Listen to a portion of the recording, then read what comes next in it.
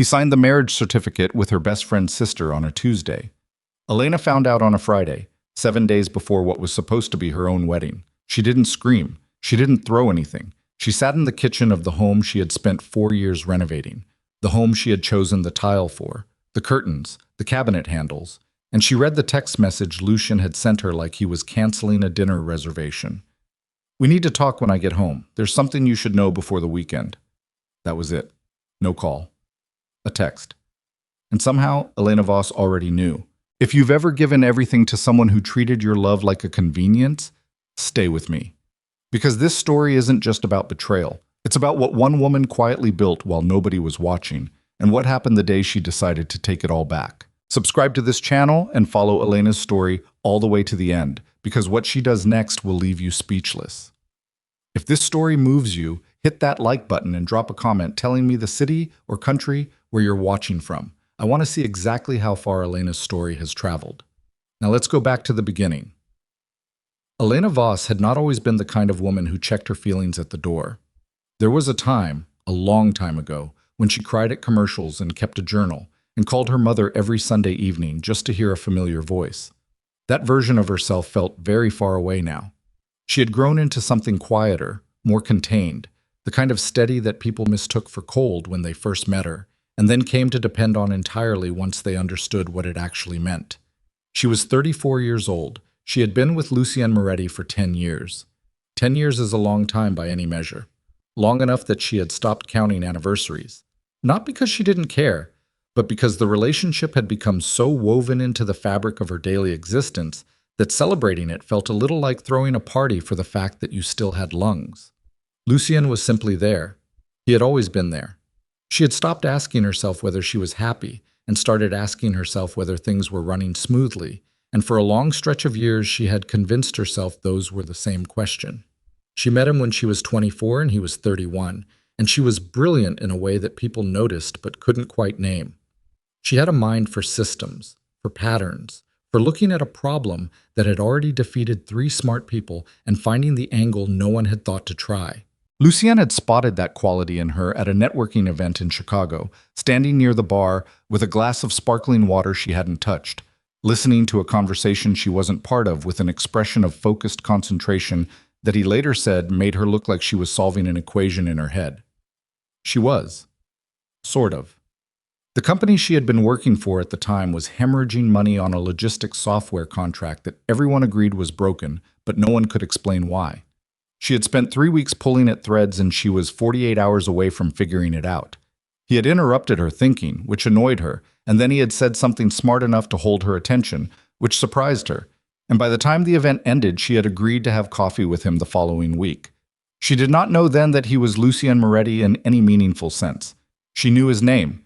She did not yet know about the family, about the money, about the world he moved through with such casual authority, the way powerful men always seem to be walking slightly slower than everyone else because they've already decided the room isn't going anywhere without them. She found out gradually, and by the time she understood completely, she was already in love. That was her first mistake. Not falling in love, that wasn't something she could have controlled, but the way she fell in love with someone whose world operated by entirely different rules than hers, and then quietly adapted herself to fit those rules without anyone ever asking her to.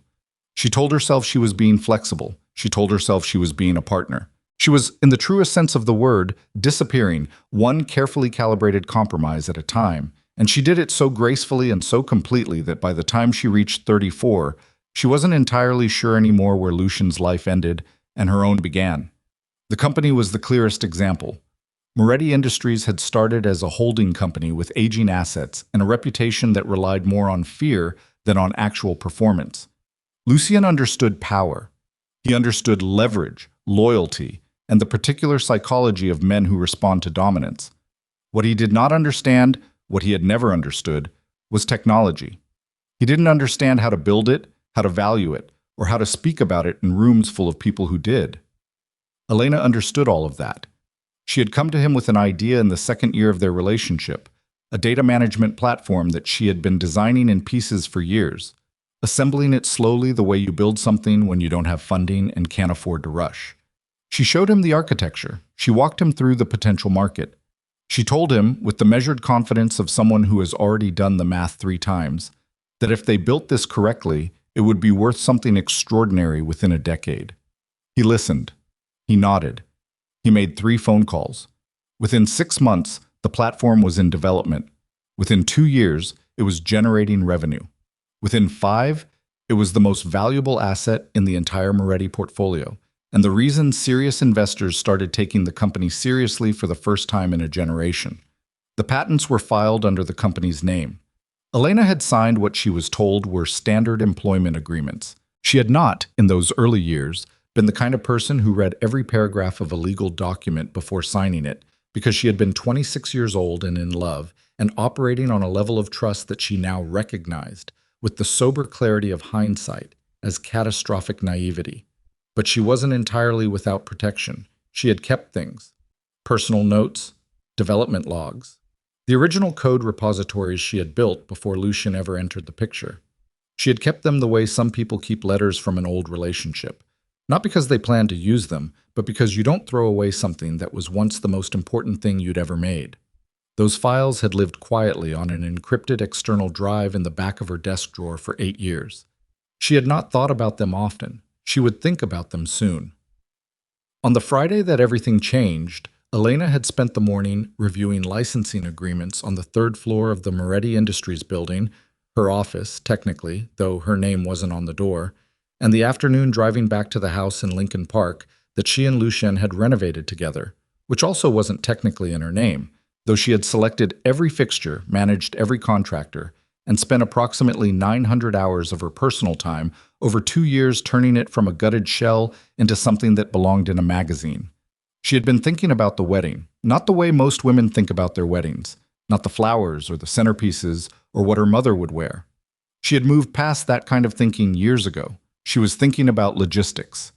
The seating chart had a problem in the 4th row that she hadn't resolved. The caterer had flagged an issue with the cold storage unit that needed a decision by Monday. There was a small but genuine tension between what Lucien had promised his side of the family in terms of the ceremony length and what the officiant had outlined, and no one had reconciled that yet. These were the things Elena Voss thought about. Not butterflies. Not romance. Problems to be solved. She was turning onto their street when her phone buzzed on the passenger seat. She glanced at it at a red light. "We need to talk when I get home.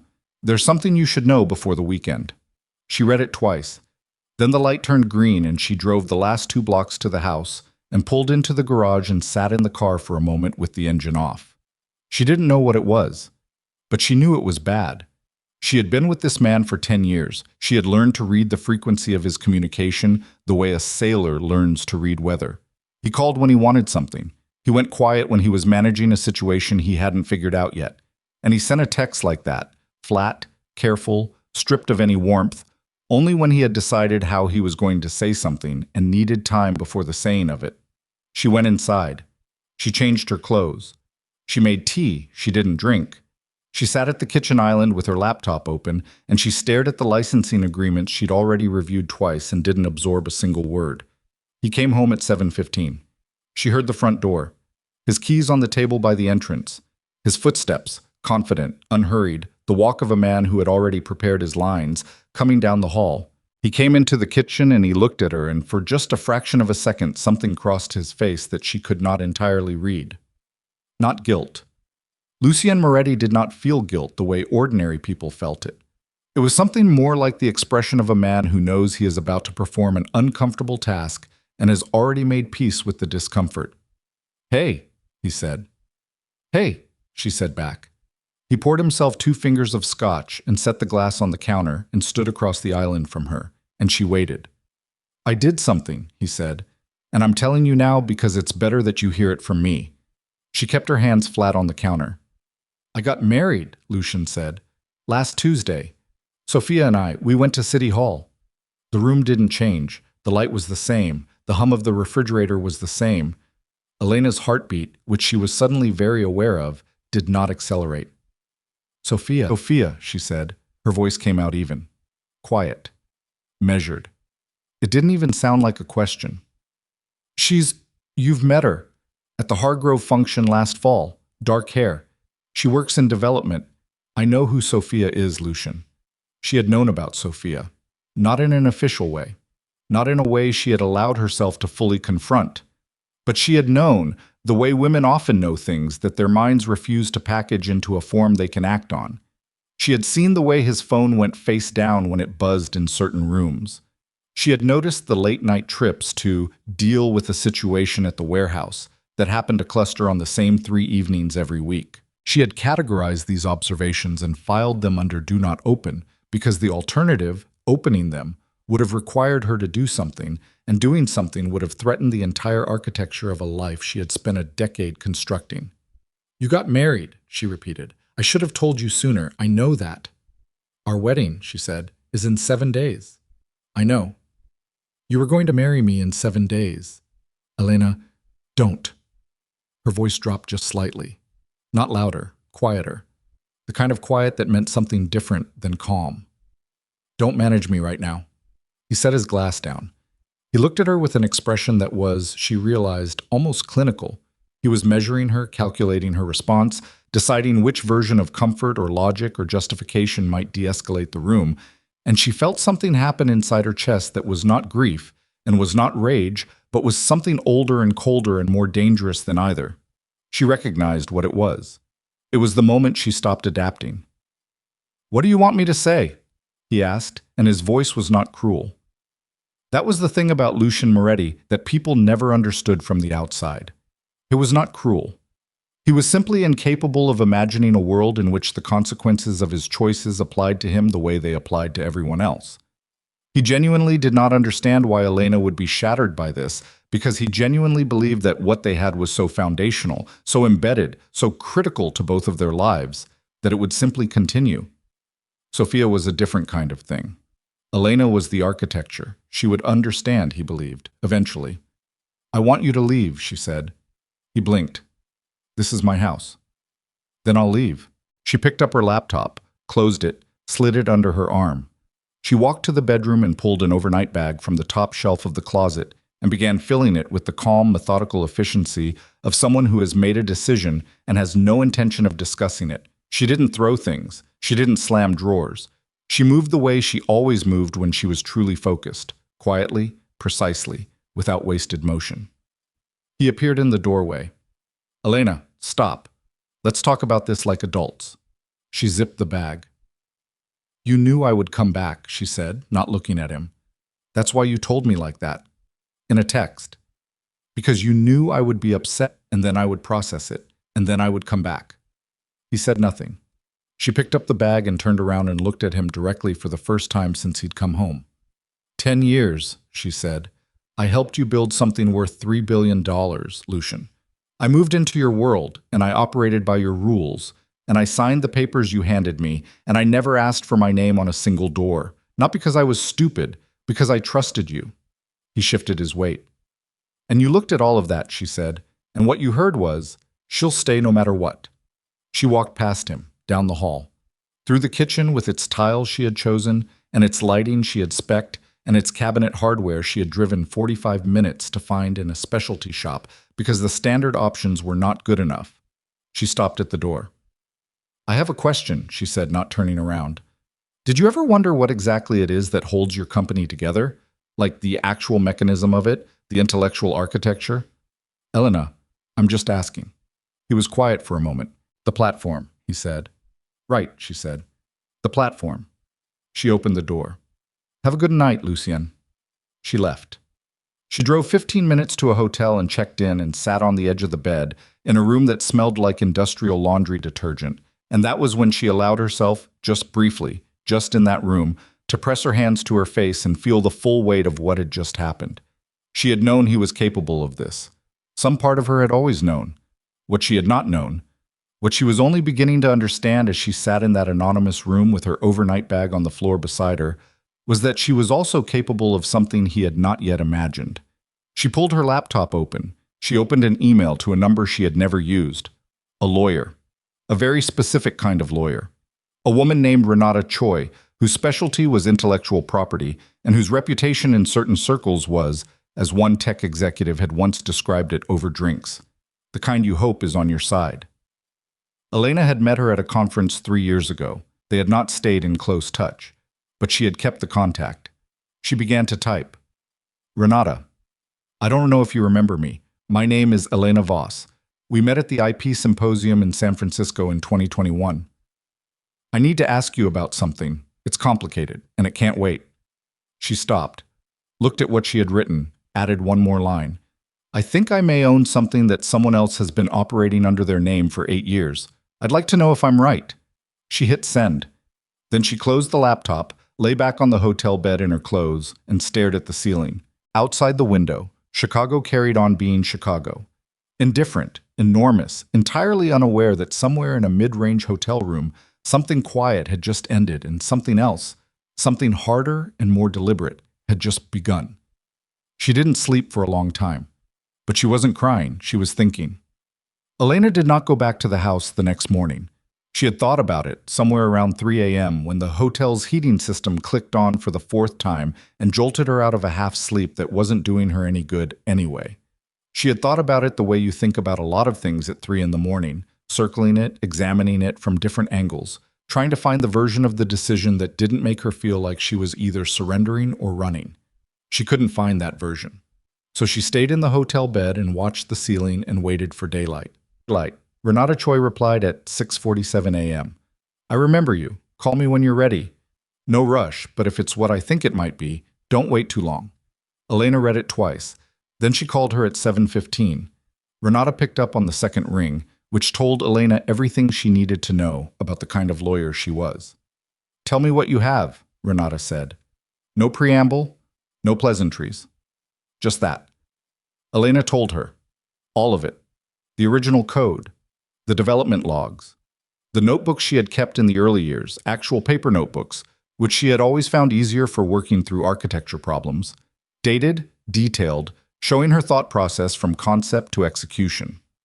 The timeline of when the platform was built, and when the patents were filed, and whose name appeared on those patents and whose didn't. She talked for 23 minutes without stopping, and Renata didn't interrupt once, which Elena found either reassuring or alarming and couldn't decide which.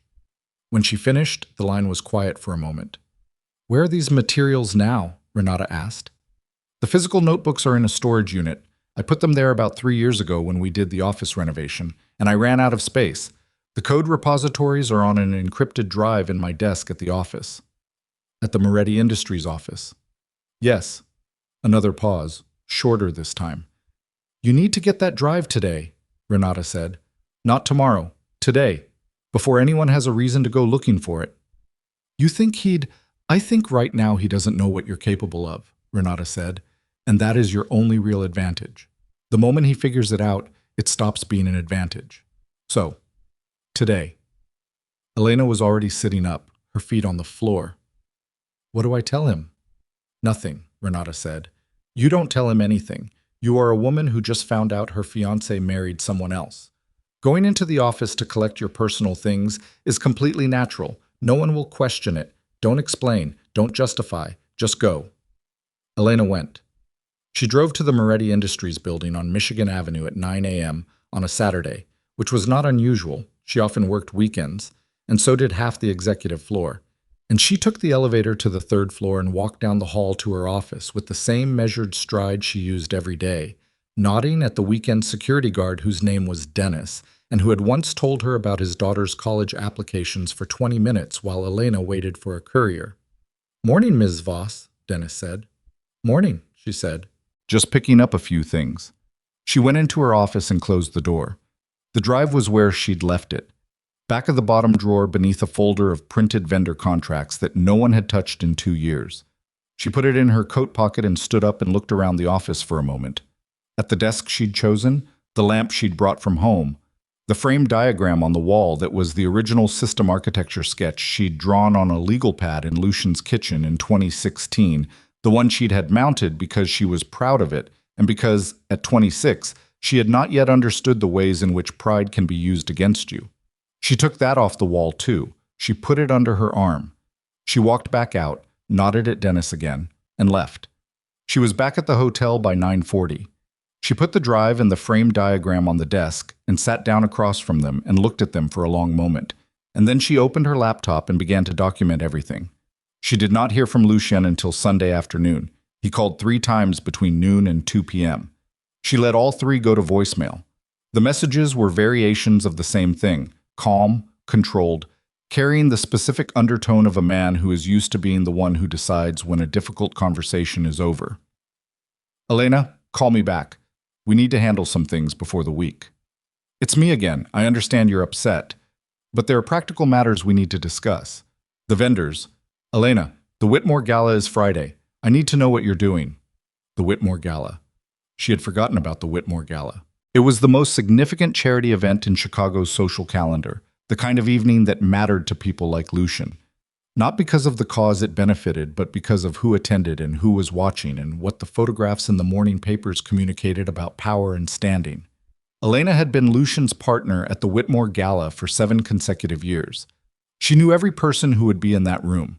She had cultivated those relationships with the quiet, patient precision of someone who understood that real influence in certain circles is built not through aggression, but through reliability, through always knowing someone's children's names and their recent professional victories, and the particular type of wine they preferred, and the specific kind of flattery that didn't make them feel handled.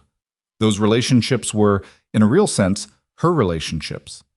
Lucien had inherited them from her. She called him back at 2:30. He picked up immediately. "There you are," he said. "I'm here," she said. "You can't just disappear, Elena. There are things that need to—" "I want to know something," she said. "Sophia, how long?" "A beat." "Does it matter?" "Yes." Another beat, longer. 14 months, he said. She absorbed that. 14 months. The logistics software meeting. The Hawaii trip she'd taken with her sister where he'd said he had a deal to close in Dallas. The Christmas party where Sophia had stood near the bar in a green dress and Lucien had introduced her as someone from the development team, and Elena had shaken her hand and thought, briefly, that the woman's grip was slightly too confident for someone who was just someone from the development team and had filed it under the folder she didn't open. 14 months, Elena said. "Elena, the Whitmore Gala," she said. "You called about the Whitmore Gala. I need you there. I know that sounds... You need me there. The Callaway account. Senator Hess. The Nakamura family.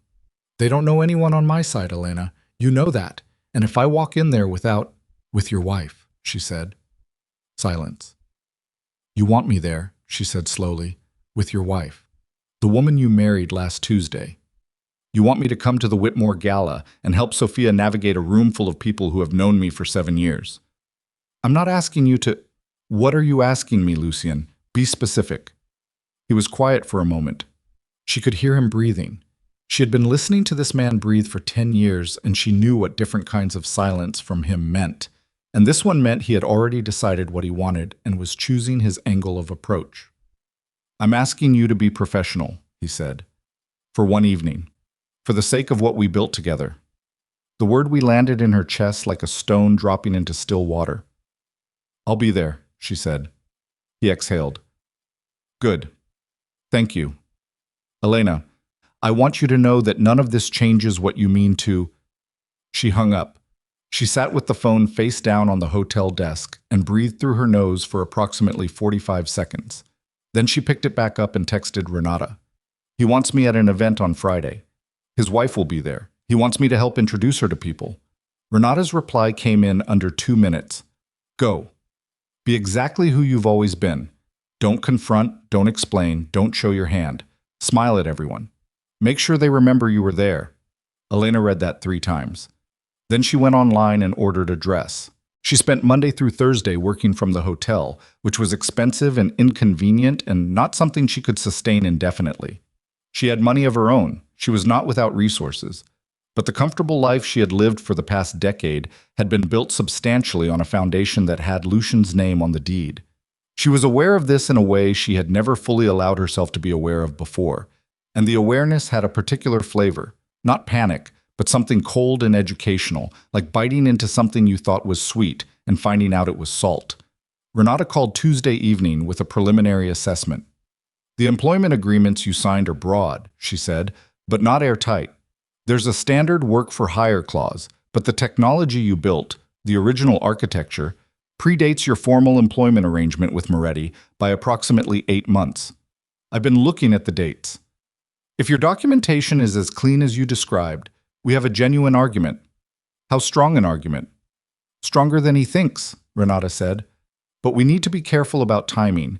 You go in swinging right now and he has time to prepare. I want to file a preliminary IP claim and simultaneously trigger a financial audit request through a third-party investor. I know someone who holds a significant minority stake in Moretti Industries who has been looking for an opportunity to request disclosure. If we coordinate those two moves correctly, they land at the same time. Like a pincer, Elena said. Exactly like a pincer, Renata said. But not yet. Not this week. We need 3 more weeks of documentation on my end. Can you keep things stable for 3 weeks? Elena thought about the Whitmore Gala. She thought about Lucian's voice on the phone, that particular texture of entitlement, the way he had said what we built together with genuine conviction, as though he had simply forgotten that there was a sequence of events, a very specific, documentable sequence of events, in which the word, "we was doing a tremendous amount of work on behalf of I." Yes, she said, I can do 3 weeks. She went to the Whitmore Gala on Friday. The dress she had ordered was midnight blue. Simple. The kind of simple that costs a great deal and announces itself without announcing anything. She wore her hair the way she always wore it to formal events. Back, severe. The kind of style that said she was not there to be decorative. She arrived 15 minutes before Lucian. The room was the grand ballroom of the Palmer House, which she had been walking into since she was 27 years old, and it still had the effect it always had. The light, the scale of it, the particular quality of ambition that filled a room when you packed 300 powerful people together and asked them to pretend they were there for charity. She knew 47 of those people by name. She knew their assistants' names. She knew their preferences, their pressure points, their histories. She moved through the pre-dinner cocktail hour the way she always moved through it. Attentive, unhurried, specific. Senator Hess's chief of staff got a reference to the infrastructure bill he'd been working on for 8 months. Margaret Calloway got a question about her granddaughter's admissions process. Dr. Nakamura, who was in from Tokyo and had been to this event exactly once before, got a warm handshake and a sentence in Japanese that Elena had spent 40 minutes that afternoon getting right, and which produced a smile from the man that she was quite certain no one else in the room that evening would manage to get. She was on her second glass of water. She did not drink at events where she needed to be sharp, when Lucien arrived. He came in through the main entrance with Sophia on his arm. Elena was standing with Margaret Calloway and did not turn around. She heard the shift in the room, the slight recalibration, the way social energy moves when someone significant enters, and she continued her conversation with Margaret for exactly the right amount of time before turning around naturally, the way you turn around when nothing in particular is requiring your attention. She looked at Sophia. Sophia Reyes was 29 years old, and she was beautiful in a way that was not subtle. She wore a gold dress that was designed to be noticed, her dark hair loose around her shoulders, her arm tucked through Lucien's with the possessive ease of someone who has not yet been in a room long enough to understand that possession is not the same as belonging. She was looking around the ballroom with bright, quick eyes that were taking everything in too fast, the way people look when they are performing confidence rather than feeling it. Lucien saw Elena. He said something to Sophia and guided her across the room. "Elena," he said when they reached her, "thank you for coming." "Of course," she said. She looked at Sophia.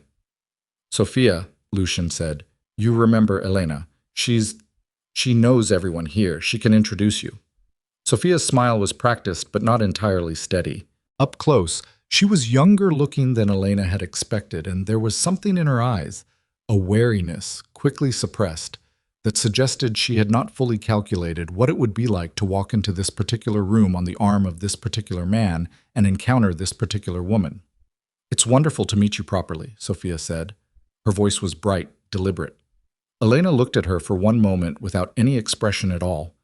Then she smiled, not warm, not hostile, something more neutral and more unsettling than either, and turned to introduce her to Margaret Calloway, because Renata had told her to be exactly who she'd always been. And exactly who she'd always been was a woman who did what needed to be done, precisely and without drama, even when the doing of it cost her something. She spent 90 minutes introducing Sofia Reyes to the people whose relationships Elena Voss had built across 7 years. She watched Sofia work those introductions, trying, stumbling occasionally, recovering, and she felt nothing she could name easily, which was itself a feeling. She watched Lucien move through the room with the ease of a man who had no real understanding of what was holding him up, the invisible scaffolding of relationships and trust, and 10 years of careful, painstaking social engineering by a woman he had just replaced, and she thought, "You have no idea what this room actually is." At 9:45, she excused herself to use the restroom. In the quiet of the marble hallway outside the ballroom, she stopped and leaned against the wall for exactly 3 seconds, eyes closed, jaw tight, the kind of stillness that is not peace but is the thing you do instead of peace when peace is not available. And then she straightened up and took out her phone. There was a message from a number she didn't recognize. She opened it. "Ms. Voss, my name is Daniel Farrow. I'm a forensic accountant. I've been engaged by a third-party investor in Moretti Industries to conduct a preliminary review of certain financial disclosures. I found some things I think you should see. I was given your name as someone who might have relevant context. Would you be willing to meet?" She stared at the message. Renata, she thought. The minority investor Renata mentioned. This was already moving. She typed back, "Tomorrow. Name the place." His reply came as she was walking back into the ballroom. "Coffee on Sunday. I'll send you the address." She put the phone in her clutch. She walked back into the light, into the noise, into the room full of people who looked at Lucien Moretti and saw power, and looked at Elena Voss and saw his former fiancé, and did not yet understand what those two facts meant in relation to each other. She found Lucien near the bar, speaking with two board members from the Moretti Industries Executive Committee, men named Hargrove and DeLuca, who had been on the board for 12 and 9 years respectively, who had sat through the pitch meetings where Elena's platform had been presented and had nodded at the technology without ever asking whose hands had built it. Lucien saw her approaching and smiled, the smile of a man who believed the evening had gone well. "There she is," he said. To the board members, "Elena always knows how to work a room." Hargrove smiled. DeLuca raised his glass. Elena smiled back. "Always," she said. Then she looked at Lucien, directly, steadily, the kind of look that lasted exactly long enough to mean something. And she turned and began saying her goodbyes to the people she needed to say goodbye to, making sure each one was warm and specific and memorable. She was gone by 10:15. In the car, she allowed herself one thing. She pressed her forehead against the cold glass of the passenger window for approximately 4 seconds. Then she sat up and called Renata. "The accountant already reached out," she said. Renata was quiet for a moment. "That was fast. Is that a problem?" "No," Renata said. "It means someone at that company is more uncomfortable than we thought. Meet with him. Listen. Don't share anything yet." "Understood," Elena said. "Renata, how bad is it? The financial side. If someone's been investigating." A pause that lasted just slightly too long.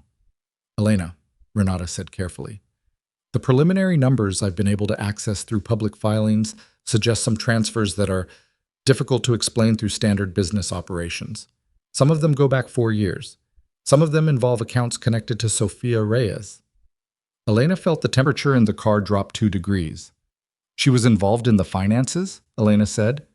"It looks like she may have been helping structure certain transfers," Renata said, "which means this isn't just a personal betrayal. It's potentially criminal liability for both of them." Elena closed her eyes.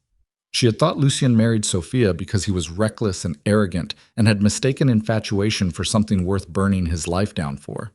She had not considered the possibility that Sofia was something more calculated than that the woman in this gold dress, working the room with her bright, uncertain eyes, might have understood exactly what she was walking into and exactly why. "How long before we're ready to move?" Elena asked. 2.5 weeks, Renata said. "Maybe 2 if Farrow's documentation is clean." 2 weeks. Elena thought about the hotel room, the overnight bag, the framed diagram from her office wall sitting on the desk. "I need to find somewhere to stay," she said. "I can't be in a hotel for 2 more weeks. Do you have somewhere?" She thought about her sister, who lived in Evanston and would ask too many questions. She thought about the apartment of a colleague who had offered twice in the past year, vaguely, The way people offer things they don't expect to be taken up on. "I'll figure it out," she said. She hung up and stared at the street ahead. It was only as the driver turned onto Lakeshore Drive, the city opening up beside them, dark water, lit skyline, the particular enormity of Chicago at night that made personal disasters feel briefly proportionate to something larger, that Elena became aware of something she had been ignoring for 4 days. A heaviness. A specific kind of tiredness that was not about sleep. A sensitivity she had been attributing to stress and to grief and to the sustained effort of keeping herself together. She thought about the date. She thought about the last 2 months. Something moved through her that was not quite a thought and not quite a feeling, but something that arrived with the force of a certainty she did not want to be certain about. No, she thought, not now. But the certainty did not leave. It sat in her chest, quiet and insistent, the way the most important things always sit, not screaming, just there, waiting for you to stop running long enough to look at them. She asked the driver to stop at a pharmacy on Michigan Avenue. She sat in the car outside for 3 minutes before going in. She bought 3 things: a bottle of water, a granola bar she didn't want, and a small white box that she put in her clutch without looking at directly. The way you don't look directly at something you are not yet ready to know is true. Back at the hotel, she sat on the edge of the tub. She looked at the result for a long time. The number 2 appeared in the small oval window, clear, unambiguous, the kind of answer that did not permit interpretation. Elena Voss set the test on the edge of the sink. She pressed both hands flat on her knees and breathed. Outside, Chicago kept moving. Traffic, wind off the lake, the low constant frequency of a city that had no interest in the specific weight of this specific moment, in this specific bathroom, in a mid-range hotel on a Friday night. She was pregnant, Lucien's child. And Lucien was at a gala 2 miles away, his new wife on his arm, entirely unaware that the woman he had decided would simply absorb his betrayal and continue to function as a structural element of his life, was sitting in a hotel bathroom carrying the one piece of information that would, when the right moment arrived, change the geometry of everything. She did not cry. She picked up her phone. She opened the text thread with Renata and typed 4 words. "We need to move faster." Renata called back at 11:47 p.m. Elena was still sitting on the edge of the hotel bed, still in the midnight blue dress, the pregnancy test on the bathroom sink behind her. The door opened because she hadn't been able to make herself close it. "What do you mean faster?" Renata said, not alarmed. Careful. The voice of a woman who had learned that faster in situations like this usually meant something had changed in a way that changed everything else. "I need to tell you something," Elena said. She told her. Renata was quiet for 4 full seconds. "Okay," she said. "That's all you're going to say?" "What would you like me to say?" Elena pressed her free hand flat against her sternum, where there was a pressure that had been building for 3 hours and had no clean way to exit. "I don't know. Something." "Elena." Renata's voice dropped slightly, lost a layer of professional distance without becoming soft. "How are you?" "I don't know that either." "That's fair." A pause. "This changes your timeline. Not our legal strategy, that doesn't change, but your personal timeline. You can't be living out of a hotel in 6 weeks. You need stability before this becomes visible." "I know." "And you need to decide, not tonight, but soon, what you're going to tell him and when." "I'm not telling him anything," Elena said immediately. "Elena, not yet. Not until we've moved. Not until I have something under my own name that no one can touch." Her voice was flat, controlled. The particular quality of controlled that exists directly adjacent to the edge of something else. If he knows, he has leverage. I am not giving him leverage. Another pause from Renata. "All right," she said. "Then we have 2 weeks. I'll call Pharaoh in the morning and push the timeline. Get some sleep."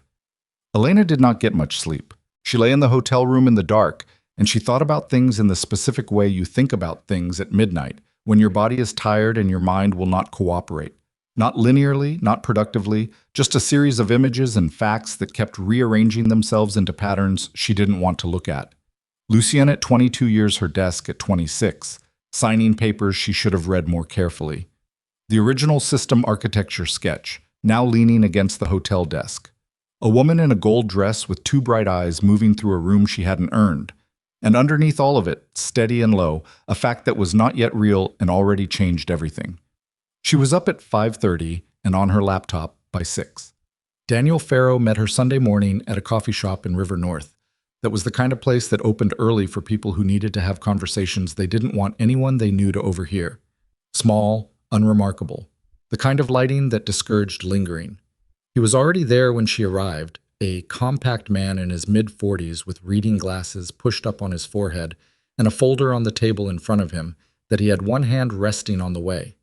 People rest hands on things they are not sure whether to open. "Ms. Voss," he said. "Mr. Farrow." She sat down. She looked at the folder. "Before you show me anything, who retained you?"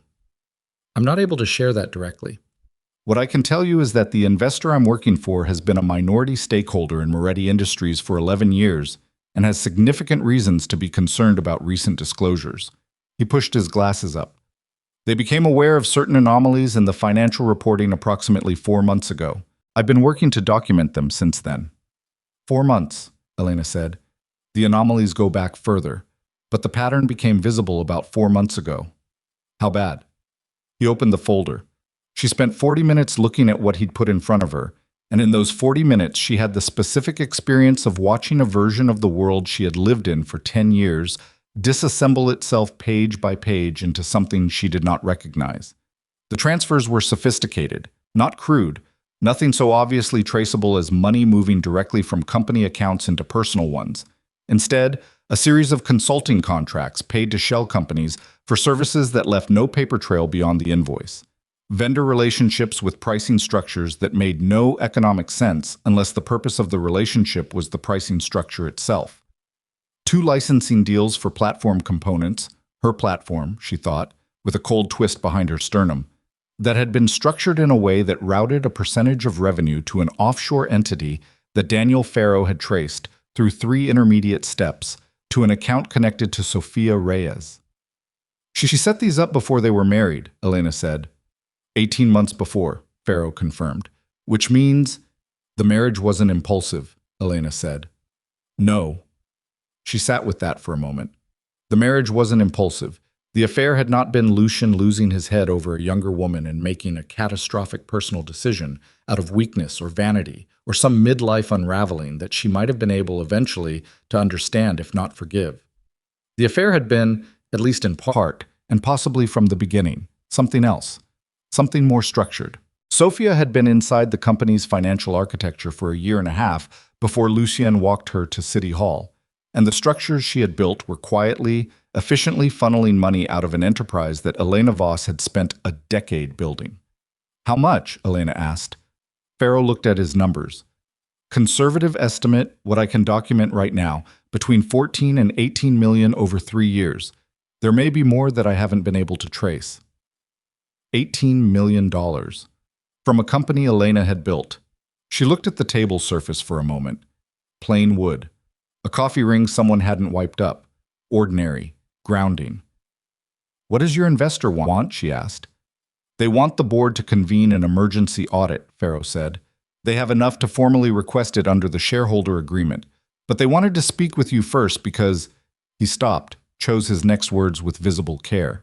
"Because the documents I've been reviewing make it clear that the underlying technology creating most of this company's value may not belong to it in the way everyone has assumed." "And your investor wants to know," Elena said, "whether I'm going to be a problem or an ally." Farrow looked at her steadily. "Something like that." She picked up her coffee. It was lukewarm. She drank it anyway. "Tell your investor," she said, "that I'm neither. Tell them I'm the person who built what they've been investing in, and I intend to take it back through proper legal channels. And if their request for an audit creates pressure that accelerates that process, then our interests are probably aligned whether we coordinate explicitly or not." Farrow studied her for a moment. "That's a careful answer," he said. "I'm a careful person," she said. She left the coffee shop and called Renata from the car. Renata listened to the summary in silence, which was her habit, and which Elena had come to understand meant she was organizing information into priorities rather than reacting to it. When Elena finished, Renata spoke. "Sofia was a plant," she said. "I don't know that. Maybe she was opportunistic. Maybe she and Lucien were—" Elena stopped.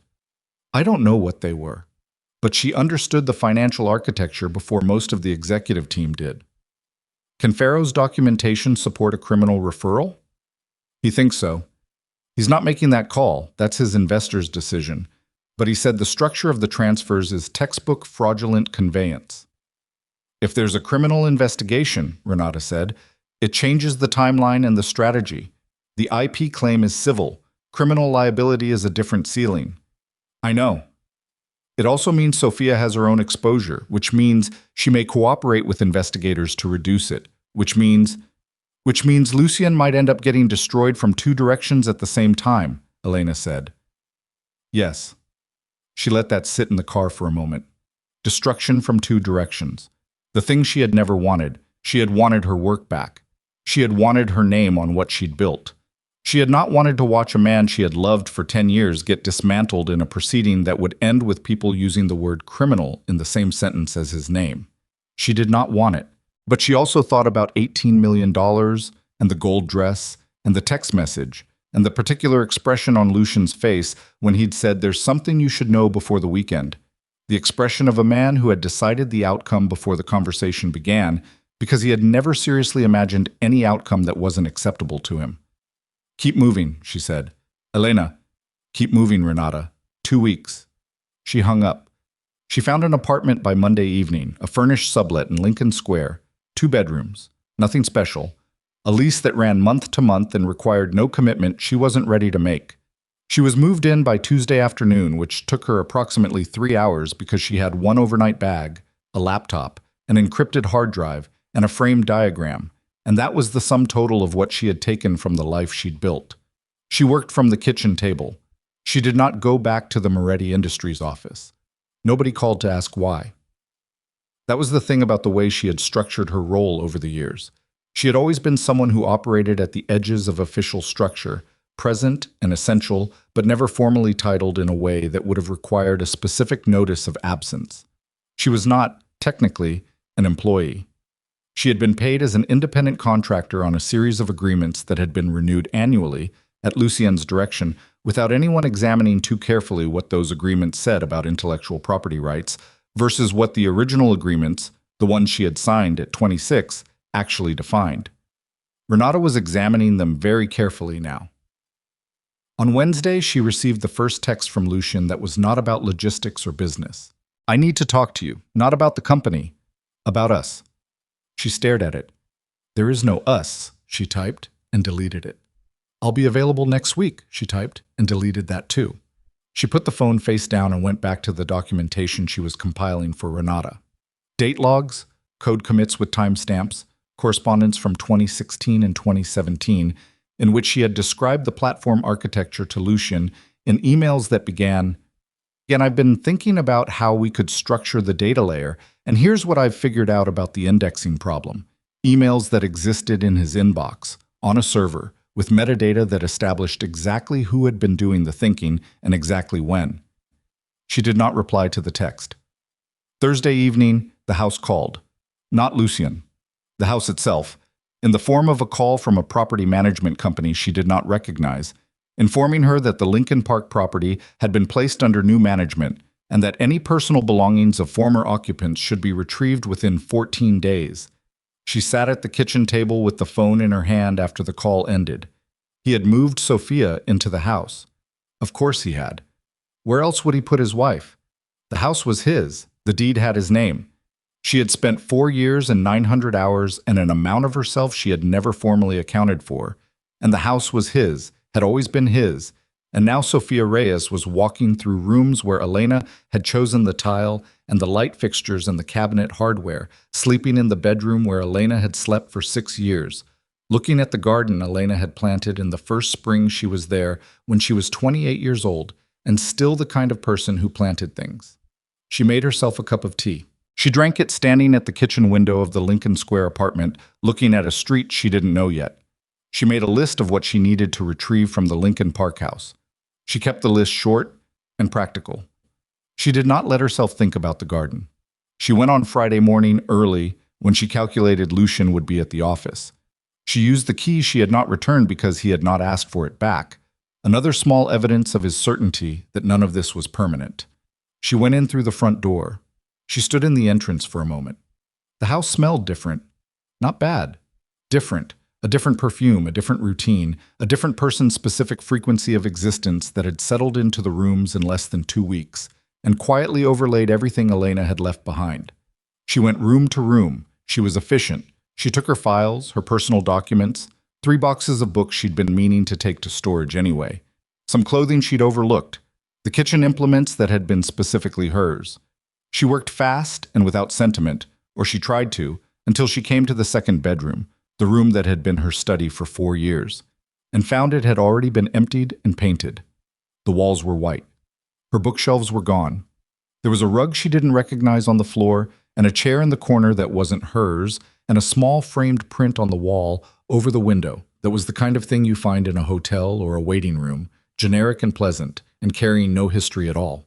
She stood in the doorway of what had been her study and looked at white walls and a generic print and a chair that wasn't hers, and something in her chest did something that she was not going to name and was not going to look at directly. She turned around. She went to the kitchen to collect the last of her things. Sophia was standing at the kitchen island. She was wearing a robe, her dark hair loose, a mug of something in her hand. She looked at Elena with an expression that moved through several phases in rapid succession: surprise, wariness, calculation, and settled on something carefully neutral. "I didn't know you were coming," Sophia said. 14-day notice, Elena said. "I'm here for my things." "Of course." Sophia didn't move. Her hand around the mug was relaxed. She was composing herself in real time, Elena noticed, doing it well, faster than most people would have managed. This woman was not fragile. "The room," Elena said. "The study. My bookshelves were in there. Lucien had them moved to storage. He should have the receipt." Sophia paused. "I'm sorry. I told him to let you come get them first. He didn't want to—" She stopped. "He didn't want to wait," Elena said. Sophia looked at her. Something crossed her face. Not guilt, not quite, but its neighbor. "No." Elena picked up the kitchen box. She was aware of her own breathing, keeping it even, keeping the space between her shoulder blades from doing what it wanted to do, which was to pull tight with a rage that she did not have the luxury of feeling right now in this kitchen with this woman. "The dress," she said. Sophia looked at her. "The wedding dress," Elena said. Her voice was flat as a road. "It was in the closet in the main bedroom, white, long train. I had it fitted 4 months ago." Sophia set her mug down. "Elena, it's not a confrontation. I need to know if it's still there so I can take it, or whether Lucien moved that too." A beat. "It's there," Sophia said quietly. Elena nodded. She went to the main bedroom. She opened the closet. The dress was there, still in its garment bag, hanging where she had put it, and next to it, on the same rod, not 6 inches away, was a dress she didn't recognize. Gold. The dress from the Whitmore Gala, Sophia's. She looked at both dresses for a moment. She took hers. She was carrying it through the living room, the garment bag over her arm, when she heard Sophia's voice behind her. "Elena." She stopped but didn't turn. "He talks about you," Sophia said. "All the time, like you're—" She paused. "Like you're the only person who ever really understood what he was building." Elena stood still. "He says the company wouldn't exist without you." Sophia's voice was not cruel. It was something more uncomfortable than cruel. It was honest. "He says it like it's a compliment, like you should be proud." Elena turned around then. She looked at Sophia across the living room, the room with the couch she'd chosen, the lamp she'd brought from her mother's house, the rug she and Lucien had argued about for 40 minutes in a store on Clybourne Avenue because he wanted gray and she wanted blue, and she had been right, the blue was better. And she looked at this woman who had her husband and her house and had been quietly dismantling her company's finances for 18 months. "Sophia," she said. "Yes?" "Get a lawyer." She left. She sat in her car outside the Lincoln Park house for exactly 90 seconds, her hands on the wheel, the garment bag in the back seat, the box of kitchen things on the passenger seat. Her phone buzzed. "Renata," she answered. "Faro moved," Renata said. "The investor filed the audit request this morning. Moretti Industries board will have it by end of day." Everything sharpened. "How fast does that move?" Elena asked. They have to respond within 10 business days. If what Pharaoh found is in those books, the board has fiduciary obligations that override Lucian's authority. They'll have no choice but to engage outside counsel. A pause. Elena, when that happens, Lucien is going to know someone pushed this. He's going to start looking for who. How long before he gets to me? Depends on how smart he is under pressure, Renata said. Under normal circumstances, I'd say he's smart enough. Under pressure? She paused. People make mistakes when they're scared. Let's hope he makes them quickly. And the IP filing, Elena said. I'm ready to move on that the moment the audit creates enough distraction. We want them looking at the financial irregularities while we file. Divided attention. Renata's voice was precise, controlled, the voice of someone who had run this kind of calculation before and knew what the variables cost. Two things, Elena. One, when I file, it will be public. He'll know it's you. I know. It will end any possibility of, I know, Renata. A pause. Two, Renata said, I need you to be somewhere safe when this breaks. Not at his company, not reachable through him, somewhere that you control. I have the apartment in Lincoln Square. Good. Stay there. Don't go to his office. Don't meet with him in person until we have filed. And Elena, Renata hesitated, which was unusual enough that Elena registered it as significant. Has your doctor confirmed the pregnancy? She hadn't made that appointment yet. Tomorrow, she said.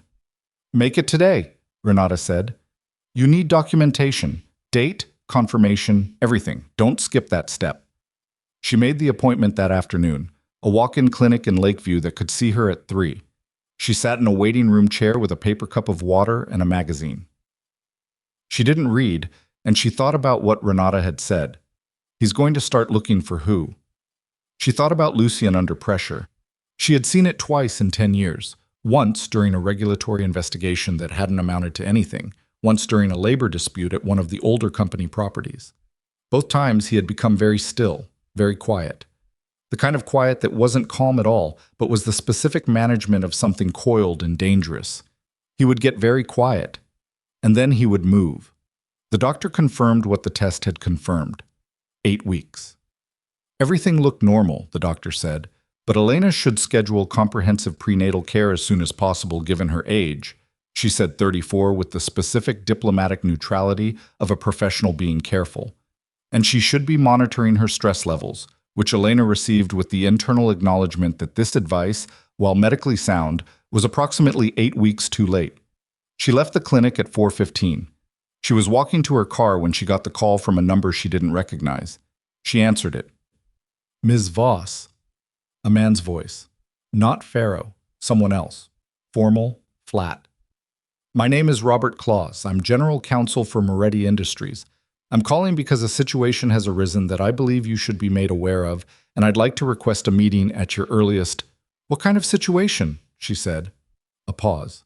There's been an audit request filed by a minority investor, Claus said. In the course of preparing our response, certain records have come to our attention that relate to intellectual property connected with the company's core platform. Mr. Moretti believes you may have some context that would be helpful in... Robert, she said. Yes? Does Lucien know you're calling me? The pause was half a second too long. He asked me to reach out, Claus said carefully. So he knows the audit is coming and he's trying to get ahead of the IP question before I file. Silence.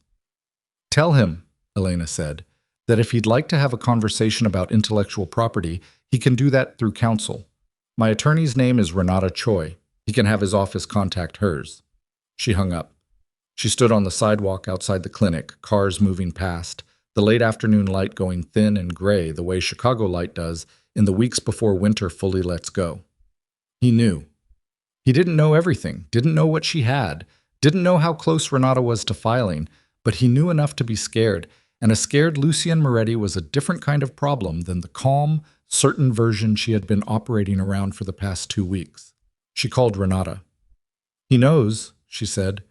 His general counsel just called me. He's trying to do a preemptive outreach on the IP before we file. How did he find out about the audit so fast? Renata said, and she sounded, for the first time, slightly less than entirely certain. Someone told him. Pharaoh's investor, Or someone on Pharaoh's investors team, Elena said.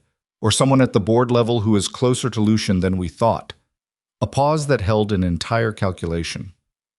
Elena, Renata said, I need to file tomorrow, not next week, tomorrow morning. Do it. Once I file, the next 72 hours are going to be, I know. You need to be somewhere he can't reach you in person. He's going to want to have this conversation face to face. That's how he operates. He wins those conversations. I know how he operates. Then stay in the apartment. Don't open the door. Don't meet him without me present. And don't... Renata stopped. Don't what? Don't let him know about the pregnancy. Not yet. Not before we have the filing in and the documentation secured. That information in his hands right now changes his calculation in ways we can't fully predict. Elena closed her eyes. The sidewalk under her feet. The sound of traffic. A woman walking past with a stroller, not looking at her. The ordinary city doing its ordinary work while something irreversible pressed toward its own conclusion. Renata, she said. Yeah. File it at 7 a.m. I'll be at my desk at 6, Renata said. Elena went back to the Lincoln Square apartment. She locked the door. She made dinner she barely tasted and sat at the kitchen table with her laptop and worked until 11. Reviewing every piece of documentation she and Renata had assembled, going through it line by line, looking for holes, looking for the angle she might have missed, looking for the single thread that someone, Lucien, Sophia, their lawyers, whoever Lucien called in moments like this, might be able to pull. She found one thing. A gap in the code commit logs from a 6-week period in early 2017 where the repository had been migrated between servers and the metadata timestamps had been partially corrupted. Nothing that destroyed the timeline. She had the notebooks, the emails, the original files, but a gap that a skilled opposing attorney could make sound significant to people who didn't understand how software development records worked. She documented it, wrote a technical explanation that she sent to Renata at 11:45 p.m. Renata replied in 10 minutes, Good catch. I'll address it in the filing. Get some sleep. She went to bed. She did not sleep well. She was awake at 5:15, the apartment dark, the street outside quiet. In the specific way streets are quiet before the city decides to be a city again. And she was lying there thinking about the audit request and Lucian's general counsel and the gold dress hanging next to her wedding dress in the Lincoln Park closet. And she was thinking about what Sophia had said. He talks about you all the time, like you're the only person who ever really understood what he was building. And she was thinking about 8 weeks. And about what it means to be a structural element in someone's life, a piece of load-bearing architecture that holds everything up and never gets a plaque. Her phone lit up. 6:03 a.m. A message from a number she didn't know. She opened it. It was a photograph. Her stomach dropped 3 floors before her mind caught up with what she was looking at. The photograph was of a document, a legal document, and the document was... She enlarged it with 2 fingers, reading fast, her eyes moving over words she recognized because she had lived with them, had generated some of them.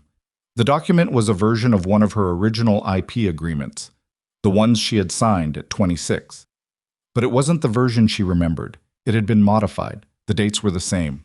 The language around work for hire had been expanded in a way that was not in the version she had kept. And at the bottom was a signature, her signature. She sat up in bed. She turned on the light. She looked at the photograph for a long time. The signature was hers, or it was a version of hers, reproduced with the specificity that suggested either an exceptional forgery or a digitally altered original. The language it sat beneath assigned all intellectual property, including work predating the formal employment arrangement, irrevocably to Moretti Industries in perpetuity. Her hands were not steady. She got out of bed and went to the kitchen table and opened her laptop and found her own copy of the original agreement, the version she had been given, the version she had filed and kept because Renata had asked for everything from the beginning. She compared them side by side. 12 words. There were 12 words in the version in the photograph that did not exist in hers. 12 words that, if the document was authentic, if this version was the one that had been filed, the one in the company's records, would constitute a complete and probably fatal obstacle to the IP claim she was 12 hours away from filing. Someone had altered the document, or her copy was incomplete, or she had signed something 8 years ago that she had not fully read, at 26, in love, operating on trust, and the thing she was looking at right now was the version that had existed all along, and what she had kept was a draft. She did not know which of those things was true. She called Renata at 6:07 a.m. Renata answered on the first ring, which meant she was already at her desk. "Someone sent me a photograph of a document," Elena said.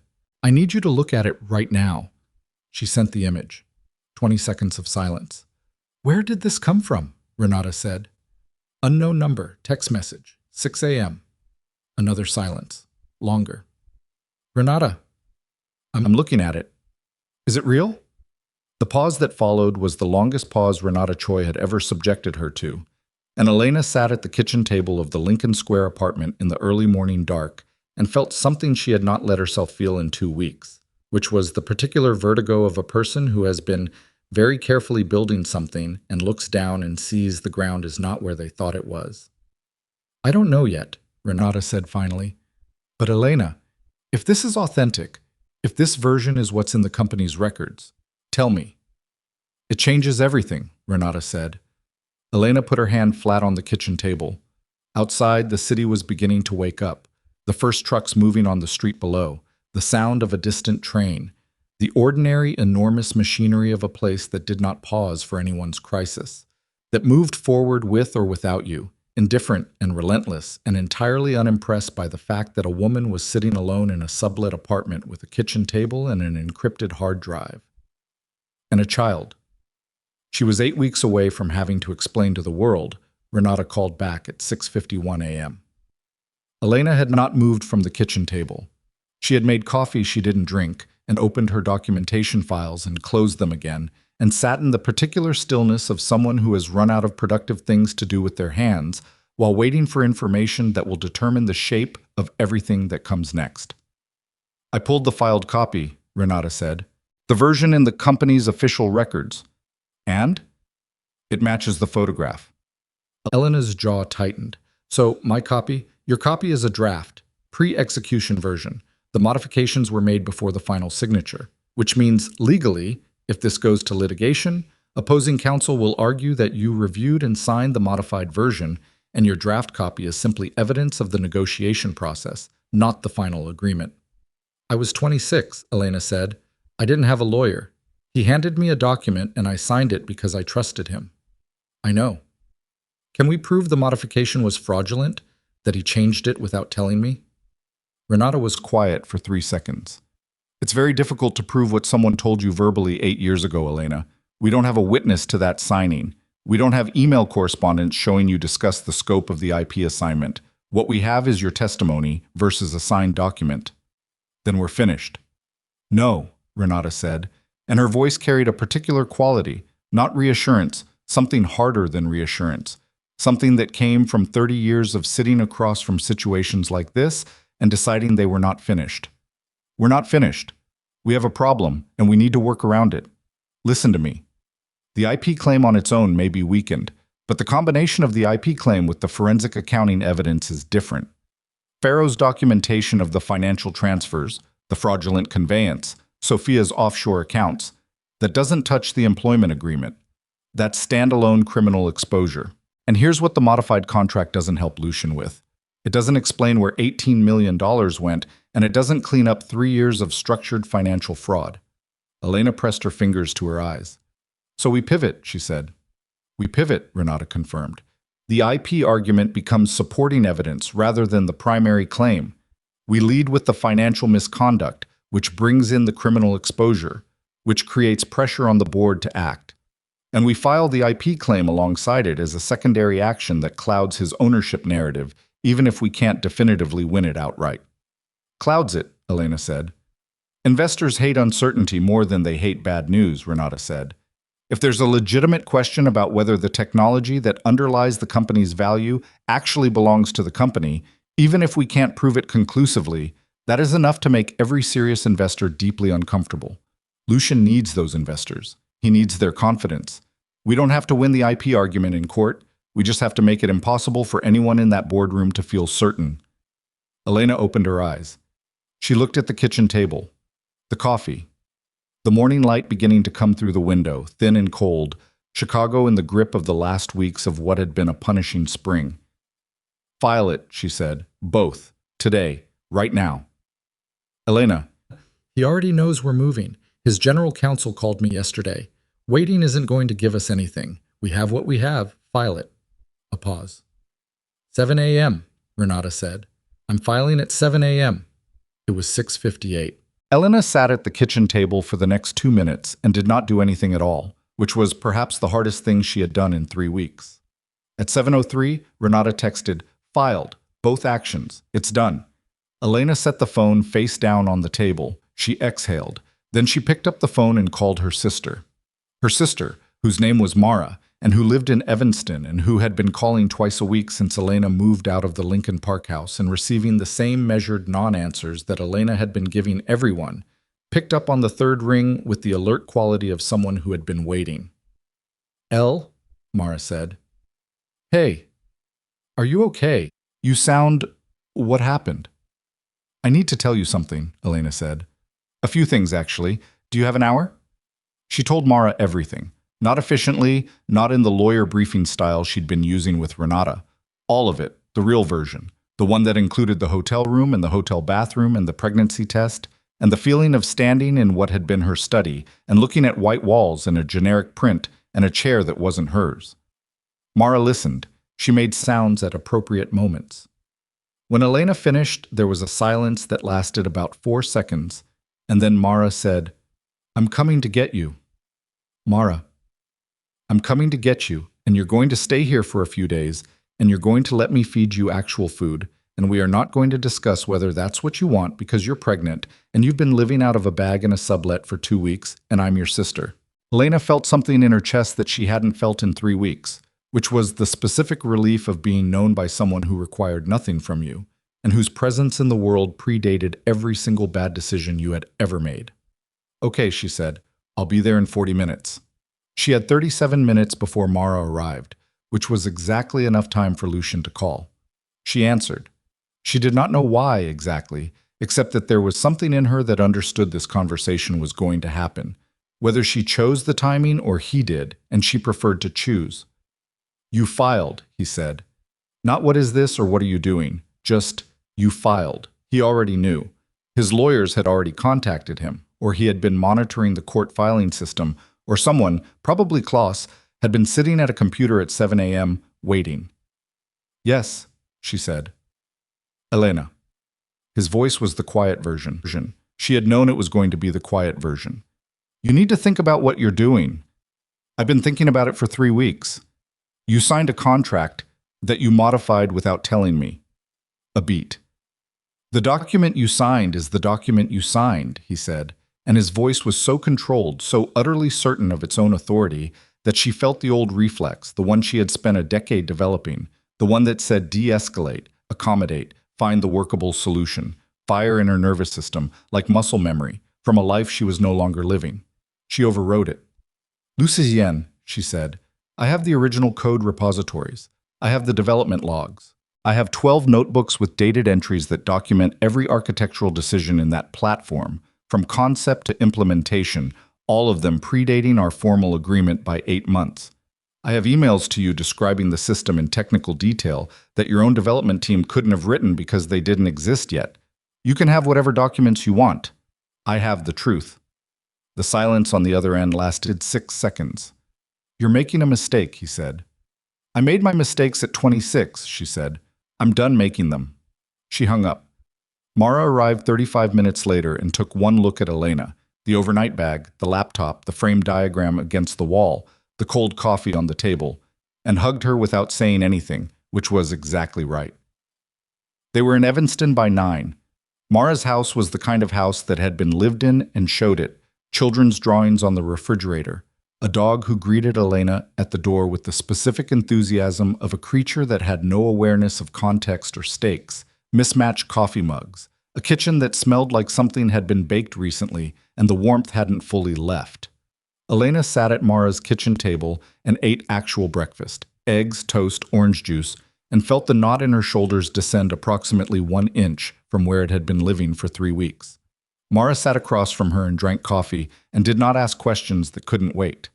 When Elena finished eating, Mara said, "How do you feel?" "About which part?" "The baby." Elena looked at her coffee mug. "I don't know yet. I haven't had enough space to feel it properly. Everything has been—" She gestured at the general shape of the past 3 weeks. "Are you scared?" "Completely," Elena said. "Yes." Mara nodded, just nodded, didn't fix it. "What happens now?" Mara asked. "With the lawsuit." Renata says the board at Moretti Industries will receive notification of both filings today. The audit request from the minority investor has already been in their hands since Friday. So they have 3 simultaneous pressures converging: the financial investigation, the IP claim, and whatever Lucian and his lawyers are doing in response. She paused. Renata thinks the board will call an emergency meeting within 10 days. And then? And then it depends on what they find and what they decide. If Pharaoh's numbers are right, and if the board does its job, Lucian loses his executive authority pending investigation. That's the best case. And the IP? That's slower. That's litigation. Months, maybe a year. She looked at her hands. But Renata says we don't need to win it in court to make his life very difficult. We just need enough uncertainty to make his investors nervous. Mara was quiet for a moment. And Sophia? Elena looked up. She has criminal exposure, Elena said. The financial transfers run through accounts connected to her. Pharaoh documented it. If the criminal referral goes through, she's looking at fraud charges. Mara absorbed this. She knew what she was doing. I think she did, Elena said, from the beginning. Something passed across Mara's face that Elena recognized as the specific controlled anger of an older sibling. Good, Mara said flatly. I hope she gets everything she deserves. Elena's phone began to ring at 11:14 a.m. It rang 4 times in the next 2 hours. Renata, twice, with updates. A number she didn't recognize that she let go to voicemail and turned out to be a reporter from the Chicago Business Journal who had somehow already learned about the IP filing, and Lucian's personal line once at 12:40, which she did not answer. Renata's noon call was significant. I just got off the phone with the board's outside counsel, Renata said. They want to meet with you. Elena sat up straighter. When? They're proposing Wednesday, 2 days. They want to understand the scope of your IP claim before the emergency board meeting, which they're scheduling for Friday. Friday is fast. The financial exposure is significant.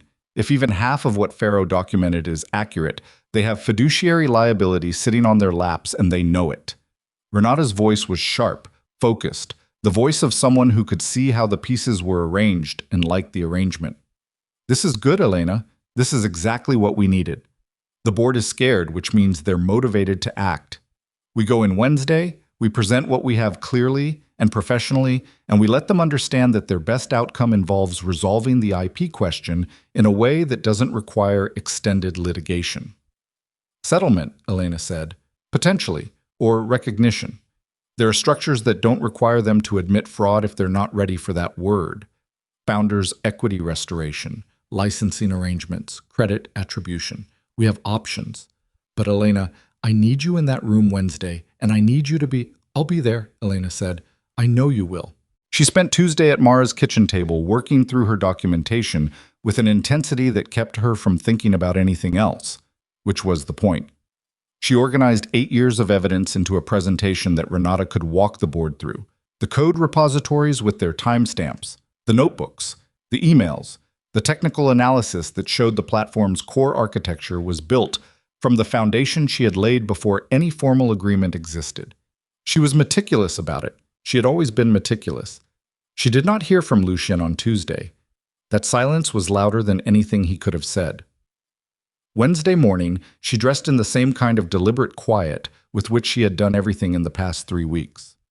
Gray suit, which she had bought specifically for this because everything she owned from the Lincoln Park life was either at the storage facility or too tied to a specific version of herself that she was finished being.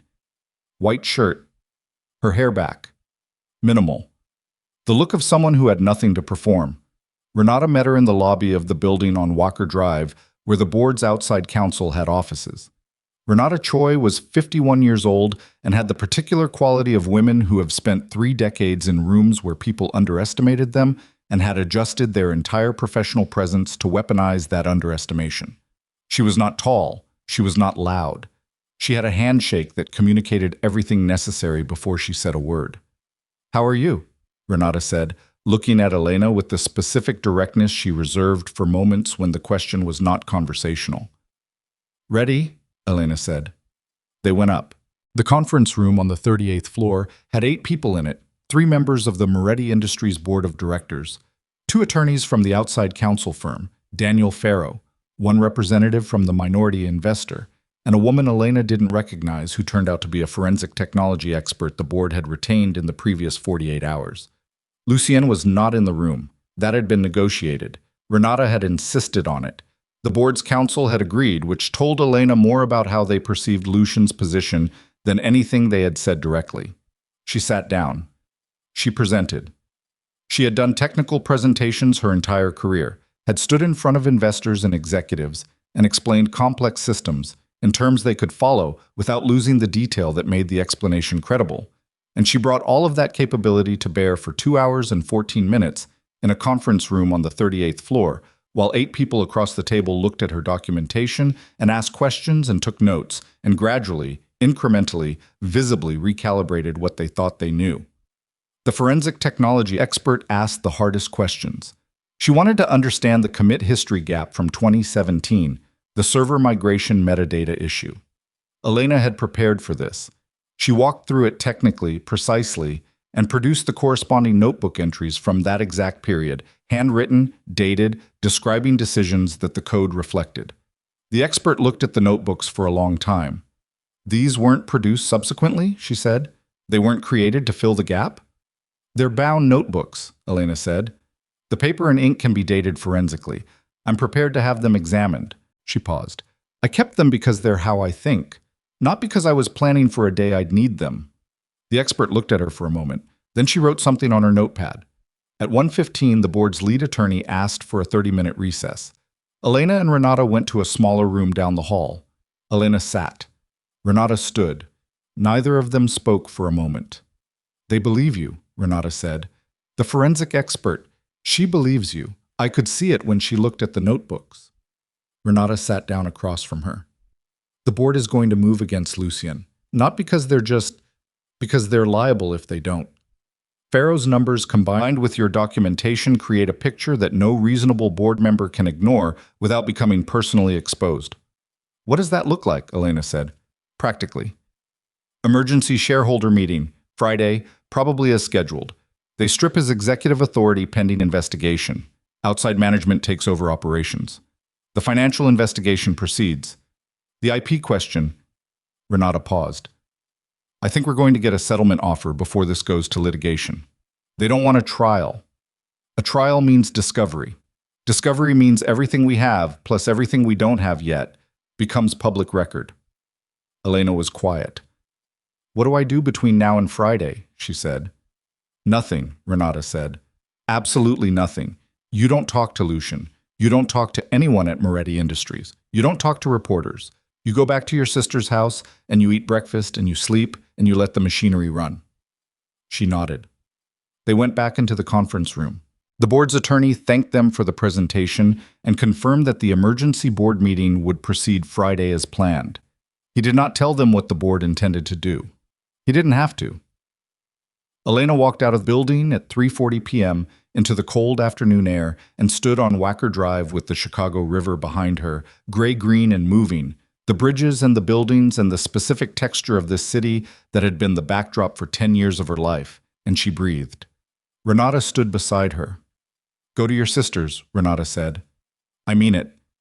I will." "And Elena." Renata looked at her. "You were extraordinary in there." Elena looked at the river. "I was accurate," she said. "There's a difference." She went back to Evanston. Thursday passed in the specific suspended quality of time that exists between the doing of something and the learning of its consequences. She worked in the mornings because working was the only thing that kept her mind from running scenarios she couldn't control. She walked in the afternoons because Mara insisted, and because the doctor had said movement was good, and because there was something about walking on an ordinary street in an ordinary neighborhood that made the scale of things feel slightly more manageable. She did not hear from Lucien on Thursday. She heard from his lawyer, not Klaus, the general counsel, A different attorney, whose name was Marcus Veld, and whose reputation Renata confirmed was that of a man who was brought in when situations had moved beyond what in-house counsel could handle.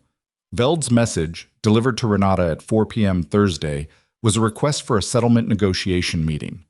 Preliminary. Exploratory. No commitments. Renata called her immediately. "He's trying to settle before the board meeting tomorrow," Renata said. "Of course he is. He wants to meet tonight, or first thing tomorrow morning." "He wants to meet," Elena said, "because if the board strips his authority tomorrow, whatever he offers after that is worth less. He's trying to deal from a position of strength he won't have in 24 hours. "Yes. Tell Veld we're not available until after the board meeting." A pause. "Elena, if there's a reasonable settlement, after the board meeting," she said, "let him sit with Friday first." Friday arrived the way important days always arrive, which is with complete indifference to their own significance. Gray morning, traffic on the street below, coffee that tasted like coffee. Elena was in Evanston. She was not at the board meeting. She had not been invited to the board meeting. That was not how this worked. She sat at Mara's kitchen table and she waited. Renata texted at 9:43. Meeting convened. Outside counsel presenting Pharaoh's report now. At 10:15, IP documentation entered into record. Board is reading.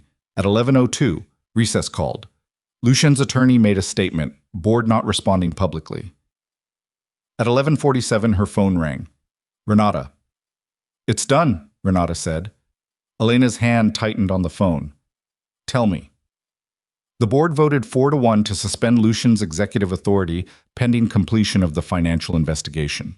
Outside management effective immediately. They also passed a resolution formally flagging the IP question as a material uncertainty in the company's asset declarations, which is going to trigger immediate disclosure requirements to all investors. Elena sat very still. "The one dissenting vote?" she said. "One of the board members Lucian appointed personally, 4 years ago." "Is Lucian still in the building?" "He was asked to leave the premises at 11:30, Renata said. "Apparently he did not go quietly." She thought about that. Lucian not going quietly. She had never seen that. In 10 years, she had never seen him lose in a room full of people. She did not know what that looked like on him, and found that she did not particularly want to picture it. "Sophia," she said.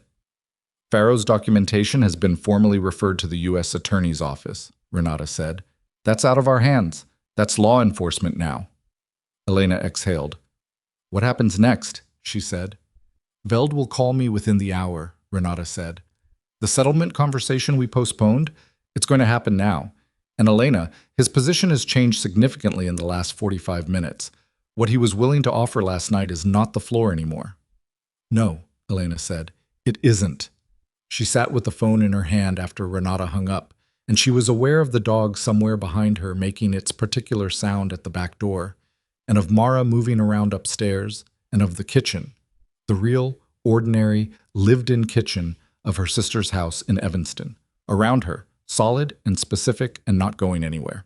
She thought about a platform she had built at 24 in the margins of other jobs, in notebooks, in the small hours, with the specific obsessive clarity of someone who has seen a problem that needs solving and cannot leave it alone.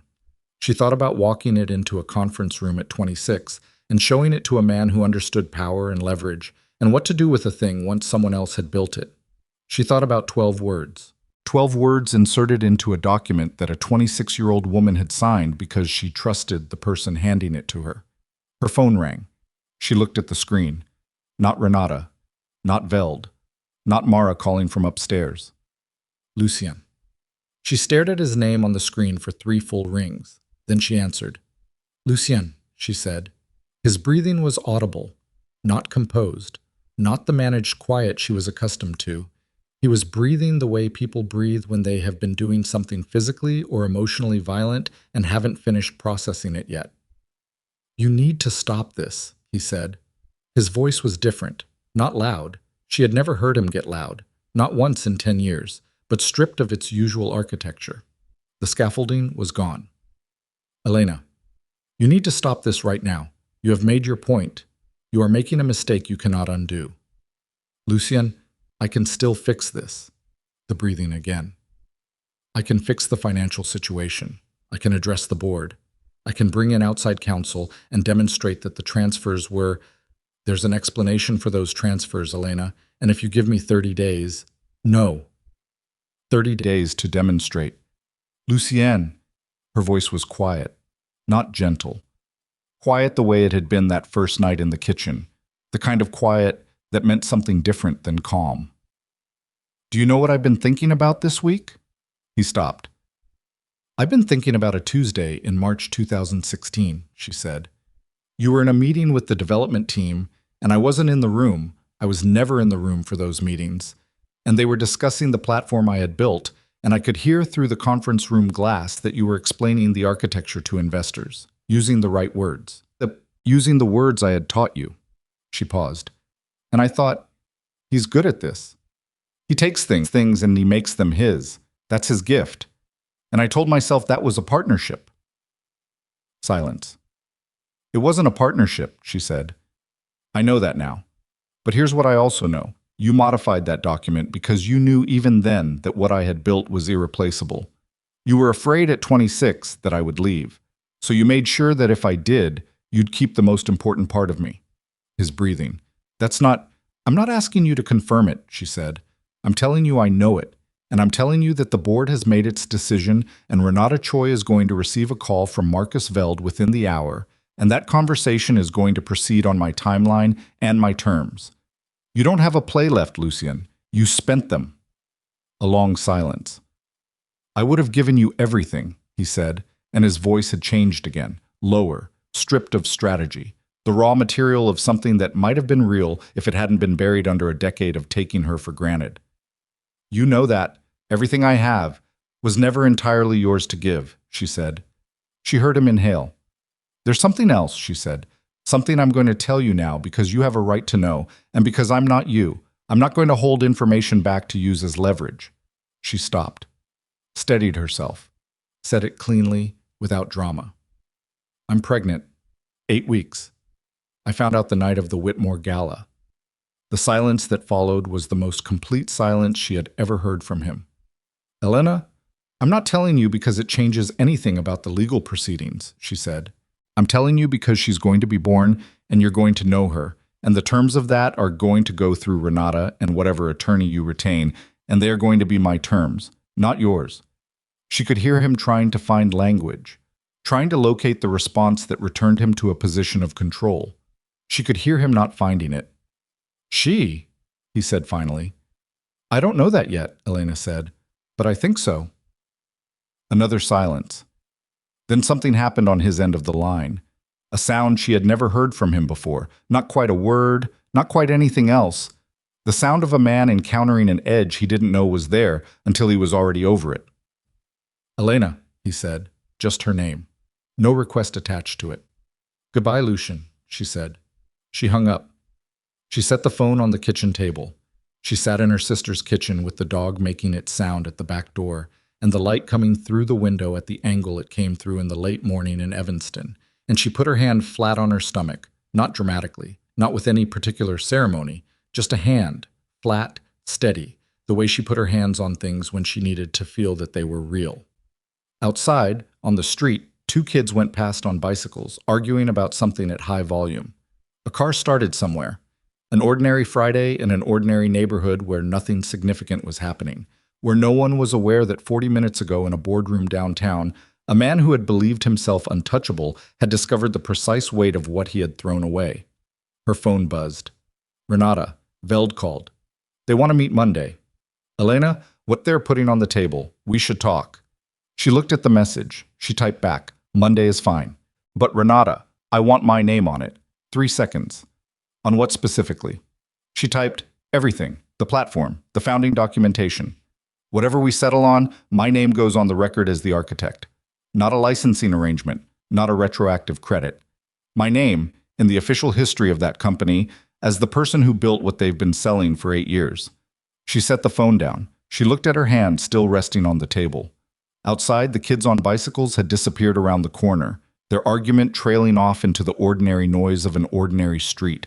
And the light in Mara's kitchen was the particular light of late morning, clean and without drama, falling across the table where Elena Voss sat with her hand flat on the wood and her back straight, and her mind, For the first time in 3 weeks, not running toward the next problem, but sitting, very still, in the exact moment she was in, which was the moment just before everything she had built and lost and fought to reclaim finally came back to her with her name on it, the way it should have been from the beginning, the way it would have been if she had been a different kind of woman in a different kind of world.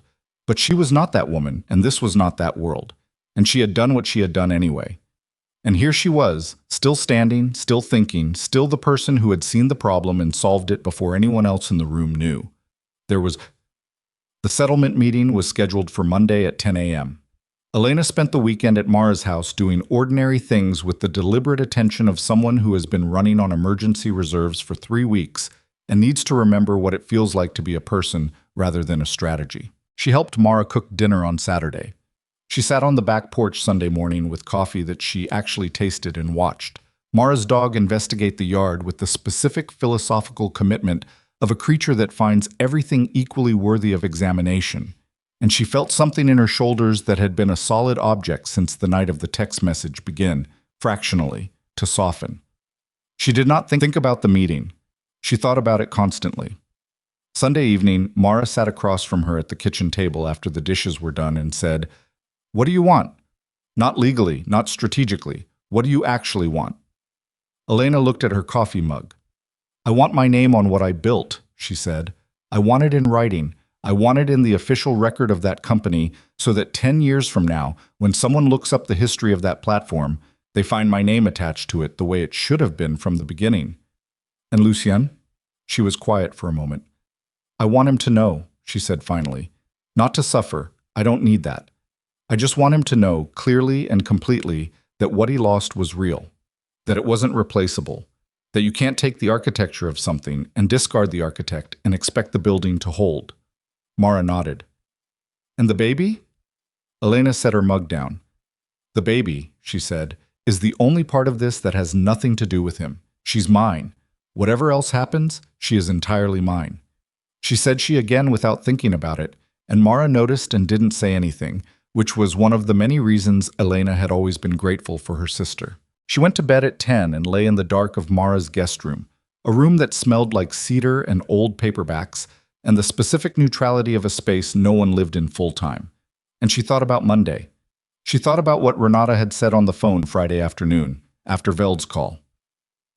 What they're putting on the table had turned out to be, in Renata's controlled but unmistakably significant phrasing, more than I expected this fast.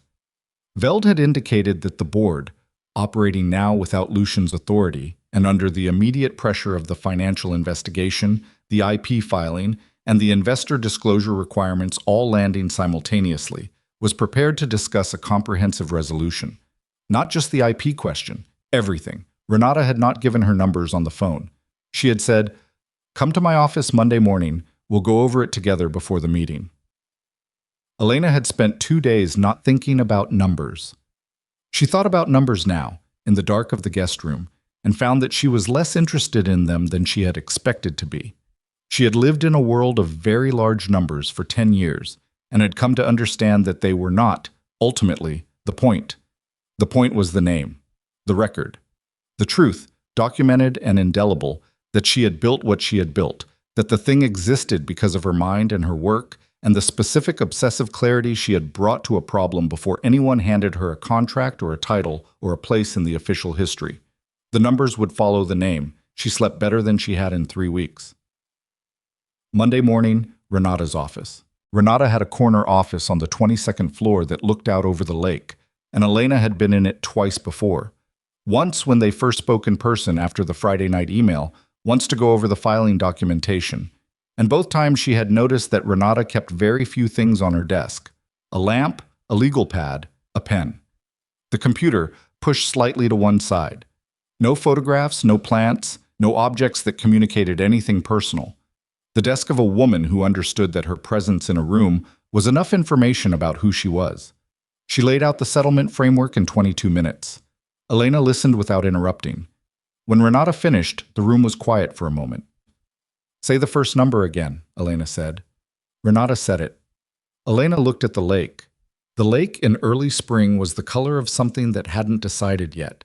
Not the flat gray of winter, not the deep blue it would become in summer, but an in-between color, restless and unresolved. She had always loved Chicago from this angle. The scale of it, the particular arrogance of a city built on the edge of something that could destroy it, that simply decided not to acknowledge that fact. The name, Elena said. The attribution. Founding architect, Renata said. That's the language they've agreed to in principle. Official company history, all public-facing materials, the patent records amended to reflect co-invention with primary attribution. Your name first. And the equity restoration?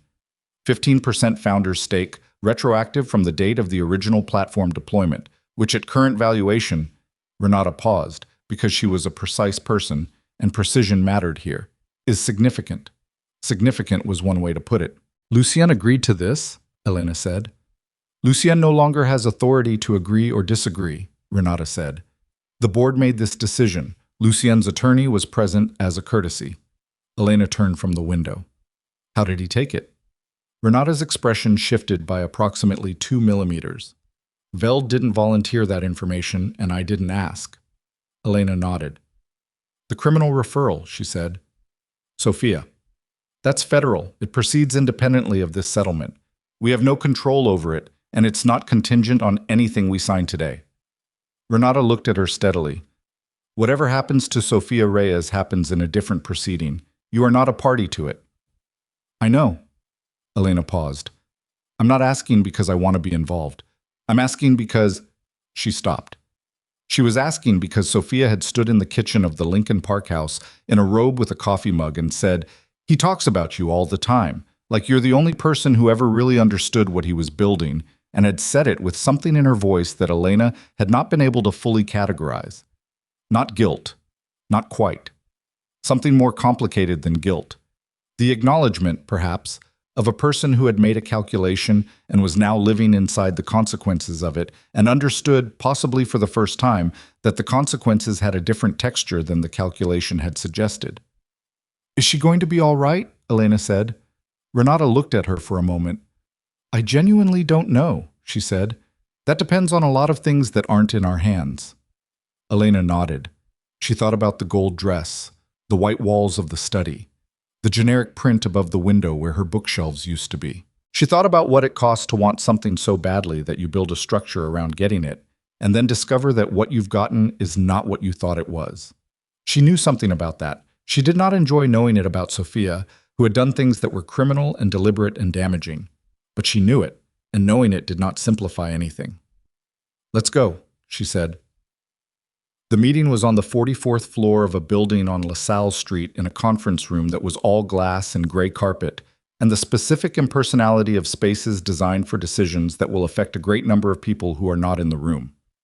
5 board members, outside counsel, Veld, who turned out to be a tall, careful man in his mid-50s, who shook her hand without warmth but without hostility, and looked at her with the specific professional assessment of someone calculating the cost-benefit of a fight he had already decided not to have.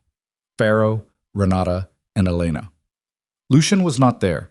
She had known he would not be there. Renata had told her. It did not matter.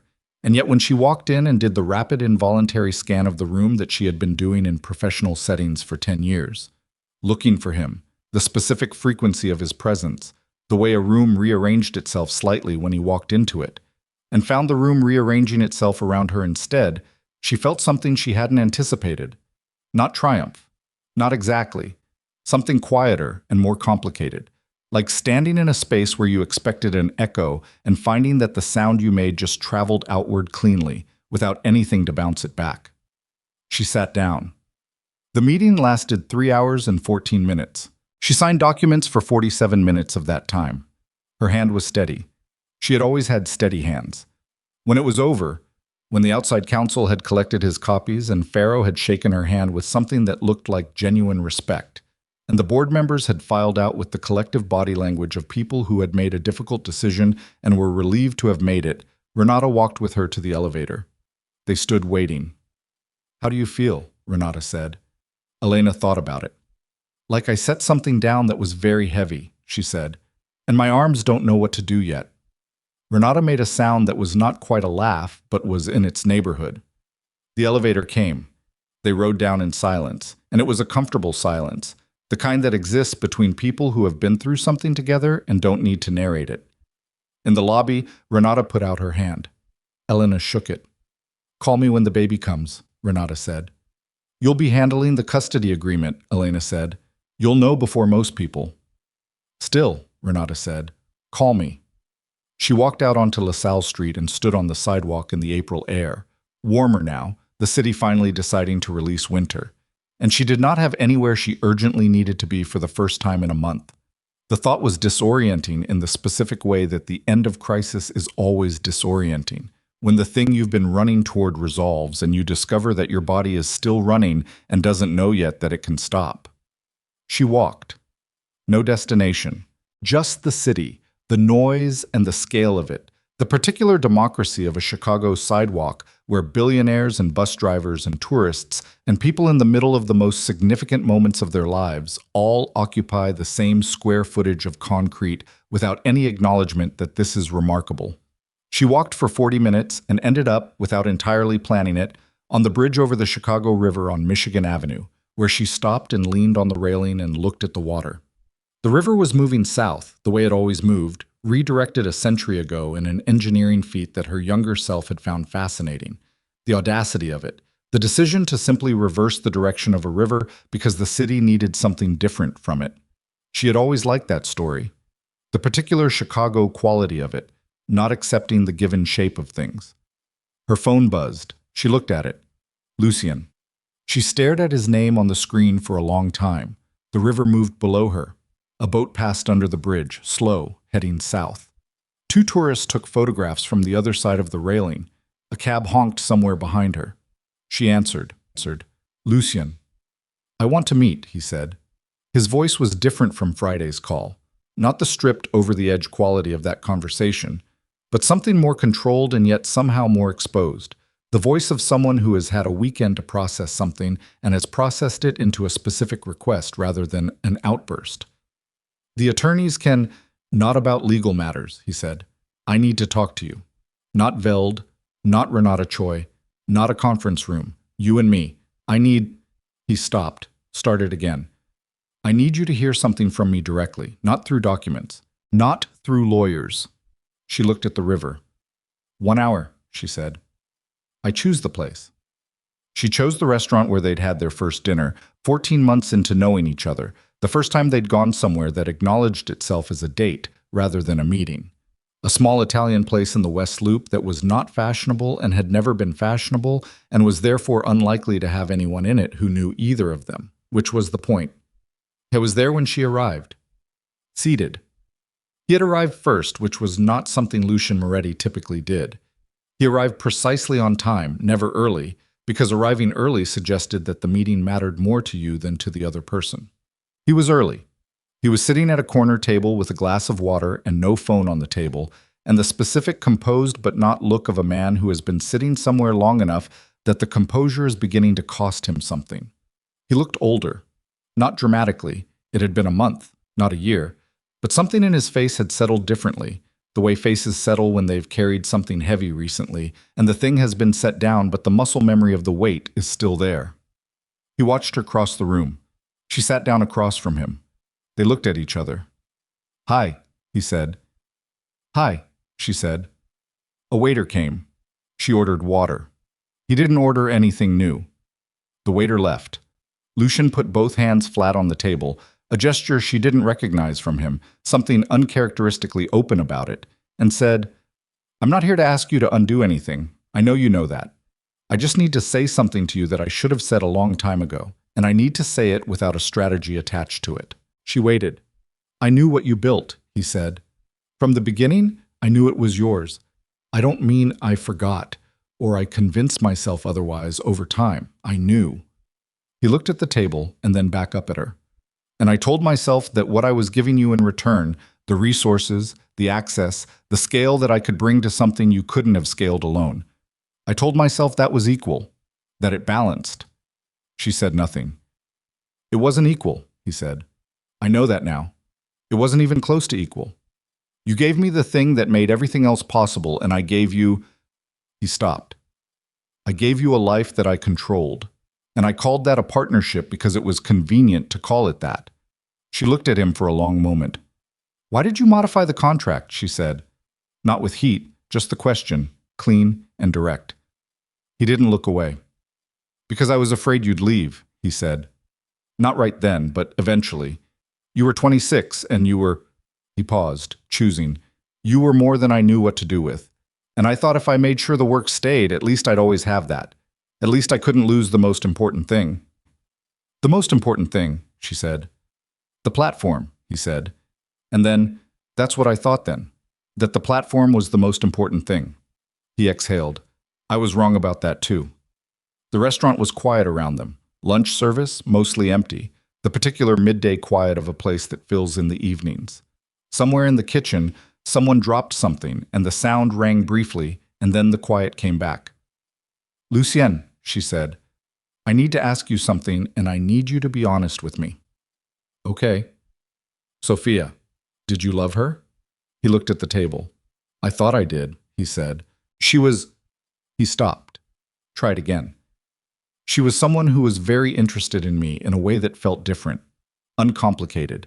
And I was tired of complicated, and I mistook that for something it wasn't. She was stealing from the company, Elena said. I didn't know. He said it directly, and she looked at his face and she believed him, which was its own particular misery. Not because it exonerated him, but because it meant he had married someone he thought he loved, and she had been quietly dismantling what he'd built the entire time, which was a specific species of betrayal that Elena understood in her own way. I found out when Pharaoh's report came in. I found out at the same time the board did. Is that why you called Friday? She said. The desperation in your voice. I called Friday because everything was gone in one morning, he said. The board, the company, and… He stopped. And you told me about the baby. She looked at him. I have been trying, he said, to figure out how to say something about that for 4 days, and I have not been able to find the right words. So I'm going to say the wrong ones and hope they're close enough. He put his hands flat on the table again. I'm sorry for all of it. For the contract and for Sophia and for the gala and for standing in our kitchen and telling you like it was a scheduling conflict. For 10 years of taking what you gave and not… He stopped. His jaw tightened. Not seeing it clearly enough. Not saying out loud what I knew, which was that none of it existed without you. Elena sat with that. The thing about an apology from Lucien Moretti, she had been waiting for one, in some form for years, was that she had imagined it would feel like something arriving that she'd been owed, the delivery of a debt. It did not feel like that. It felt like looking at someone you had known for a very long time and seeing, clearly and too late, the exact shape of what they could not give you. Not because they were entirely without feeling, but because the feeling they had was always slightly smaller than what the situation required. And they had spent years covering that gap with competence and authority, and the assumption that covering a gap was the same as closing it. She felt something. Not forgiveness. That was not a door she was prepared to open in a restaurant on a Monday afternoon. But the softer version of something. Acknowledgement. The recognition of a person who had been genuinely damaged by their own limitations and had arrived, finally and too late, at a reckoning with what those limitations had cost. I know you're sorry, she said. I believe that you mean it. He waited. But Lucien, she looked at him directly. Sorry is the beginning of something, not the end of it. And the beginning of whatever this is, whatever we are now, however we raise this child together, it starts with the fact that she knows from the first moment she can understand anything that her mother built something extraordinary. She paused. Not as a company exercise, not as a historical footnote, as the first fact of her life. Can you give me that? He looked at her for a long moment. Yes, he said. It came out rough, not polished, real. Then we can figure out the rest, she said. She did not stay long after that. There was nothing more to say that needed to be said today. The rest was lawyers and time and the long, unromantic work of building a new structure from the rubble of an old one. She picked up her bag. She stood. He stood too, which surprised her slightly. Elena, he said. She looked at him. The Whitmore Gala, he said, when I asked you to come, to introduce Sophia to… He stopped. That was another stop. He didn't have a word for what that was large enough. She could see him knowing he didn't have the word. I know what it was, she said. I'm sorry for it. She looked at him for a moment, then she nodded. Once. Not absolution, just acknowledgement. The receipt of something that had been sent. She left. She walked back out onto the West Loop Street and turned north and walked the way she had walked earlier with no particular destination. Just the city and her own feet on the pavement and the April air that had made up its mind now. Warmer, the light lasting longer in the afternoons. The particular quality of Chicago in the first real days of spring that felt less like arrival and more like survival. Like something that had endured a very long and serious winter and come through it battered but intact, and was now simply doing the work of being alive in the changed conditions. She went back to Evanston. She sat at Mara's kitchen table and told her sister about the meeting. Not all of it, not the parts that were still too close, but enough. And Mara listened and made no commentary except to say once, quietly, "You're going to be okay, you know." "I know," Elena said. And she meant it, which was different from all the times in the past month she had said things she meant primarily to prevent herself from examining them too closely. This time she meant it the way you mean something when you've tested it against the reality of what you know about yourself and it holds. The months that followed were not simple. Nothing was simple. She would remember that later, the way she had imagined resolution would feel like a door closing cleanly, and it had instead felt like the gradual clearing of weather, the slow migration of a storm system that took longer than predicted to move on and left the ground wet and rearranged in its wake. She found an apartment in Lincoln Square, not the sublet, a real lease, a real apartment, second floor, 2 bedrooms, one of which she immediately filled with her books, and the framed diagram from the Moretti Industries office wall, and a desk that was specifically hers. She chose the furniture with the same precision and care she had brought to the Lincoln Park house. Except this time the precision served only herself. She started the company in May. Not alone, she brought in 2 engineers she had worked with informally over the years, people who understood the technology and understood her and did not require extensive explanation of either. She brought in a business development person who was 29 and smart and relentlessly organized and reminded her, in the best possible way, of herself at that age before the decade of accommodation had smoothed certain edges. She leased office space in the West Loop, a small suite on the 6th floor with windows that faced north, and she stood in it on the first day before anyone else arrived and looked at the empty space and thought, "Here." The name of the company was Voss Systems. She registered it on a Wednesday. Her name, first and only, on every founding document. Renata reviewed all of them. The Moretti Industries settlement cleared in June. She did not attend the final document signing in person. Renata handled it, as she handled most things. But she was in the office, at her own desk, in her own company, when Renata texted, "Done, it's done." She set the phone down. She put her hand on her stomach. 23 weeks. She had been to 4 prenatal appointments by then. She had seen the ultrasound twice. The second time, at 19 weeks, the technician had tilted the screen and Elena had seen a face. Not clearly, not like a photograph, more like the suggestion of a face, the architecture of features still becoming. And something had happened in her chest that was entirely different from anything that had happened in the past 5 months. Something that did not fit in any category that had existed for her before that moment. She had driven home from that appointment, parked the car, and sat in it for 6 minutes. Not crying. Not exactly. Something older than crying. The financial investigation into Sofia Reyes moved through the federal system at the pace federal systems move, which is not fast. Elena followed it at a distance, through Renata, who followed it through contacts she declined to specify, but whose reliability she vouched for. By July, the charges had been formally filed: wire fraud, conspiracy to commit financial fraud, and 2 additional counts that Renata summarized, but Elena did not read in detail, because at a certain point the details stopped adding anything she needed and simply added weight she didn't. She heard that Sofia had retained good counsel. She heard that a plea negotiation was in progress. She did not hear from Sofia directly, and she did not reach out. She thought about the robe and the coffee mug and the kitchen, and he talks about you all the time, and she thought about the gold dress hanging 6 inches from hers in the closet, and she filed those images in the same folder where she kept the other things she had understood but could not fix. The folder that was not labeled anything, that she returned to less and less often as the months passed, and the structure of the new life filled more of her available mental space. Lucien filed for divorce in June. She was not a party to it. His marriage to Sofia was the marriage being dissolved. Elena had no legal standing in that proceeding and wanted none. She received a text from him on the day it was finalized, September, a cool Tuesday, that said simply, "It's done." She replied, "Okay." That was their entire communication that month. The communications that mattered happened through attorneys, custody framework, visitation structure, the financial arrangements around their child that Renata and Veld negotiated with the careful specificity of people building something that will outlast the feelings that necessitated it. Lucien did not fight the terms.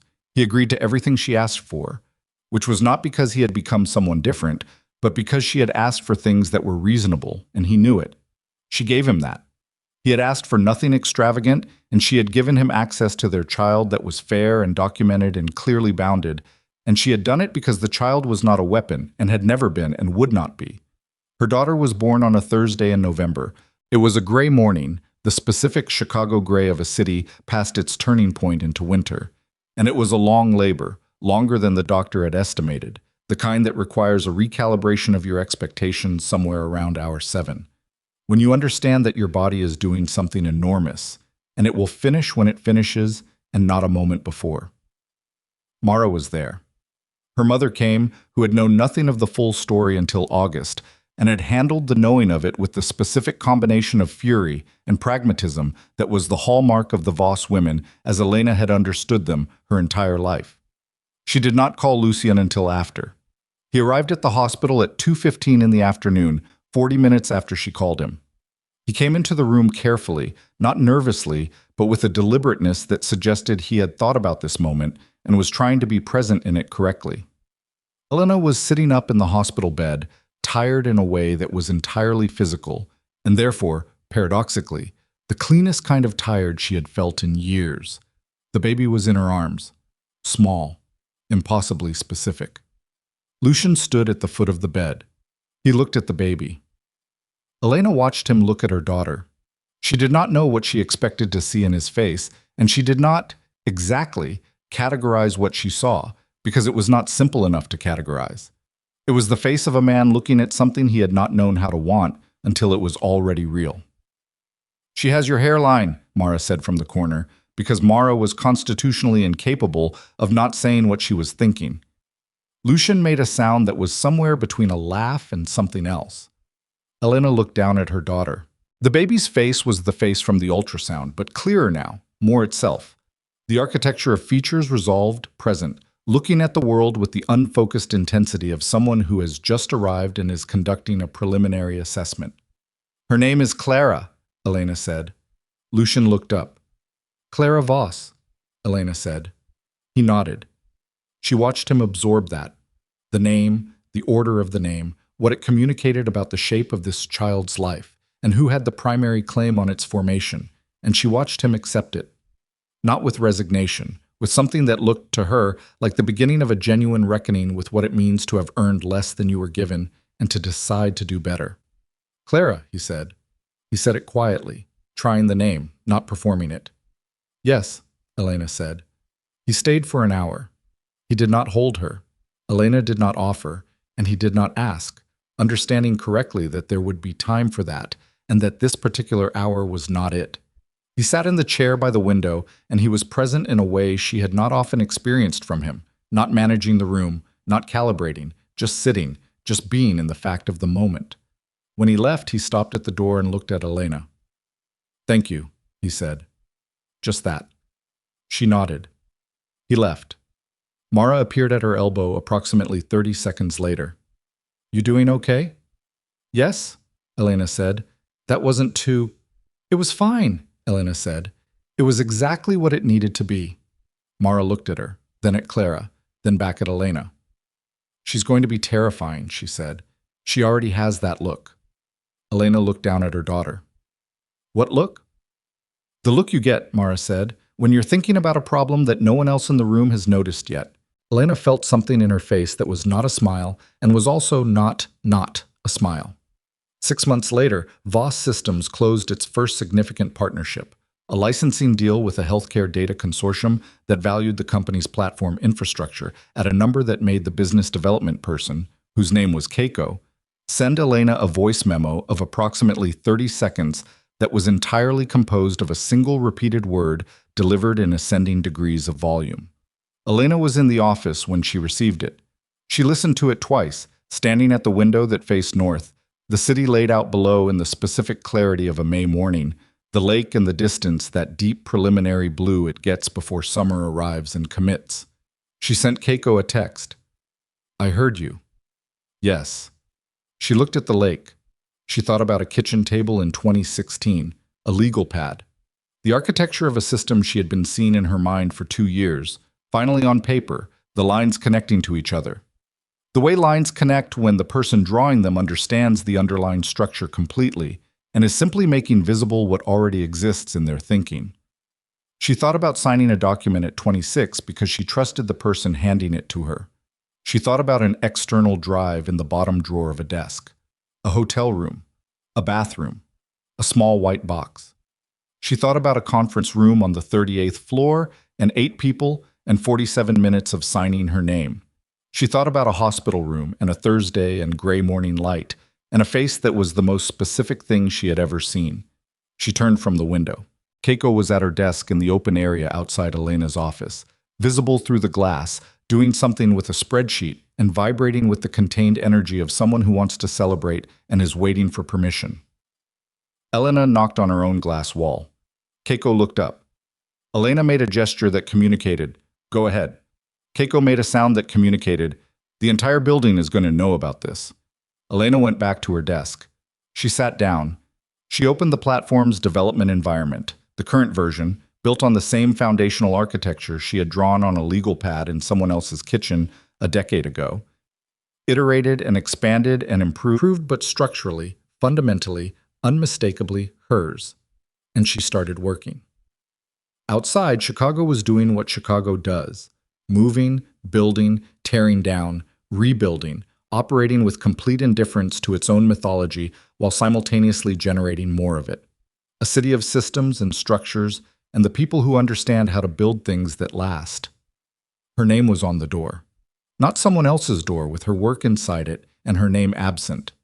Her door. Her work.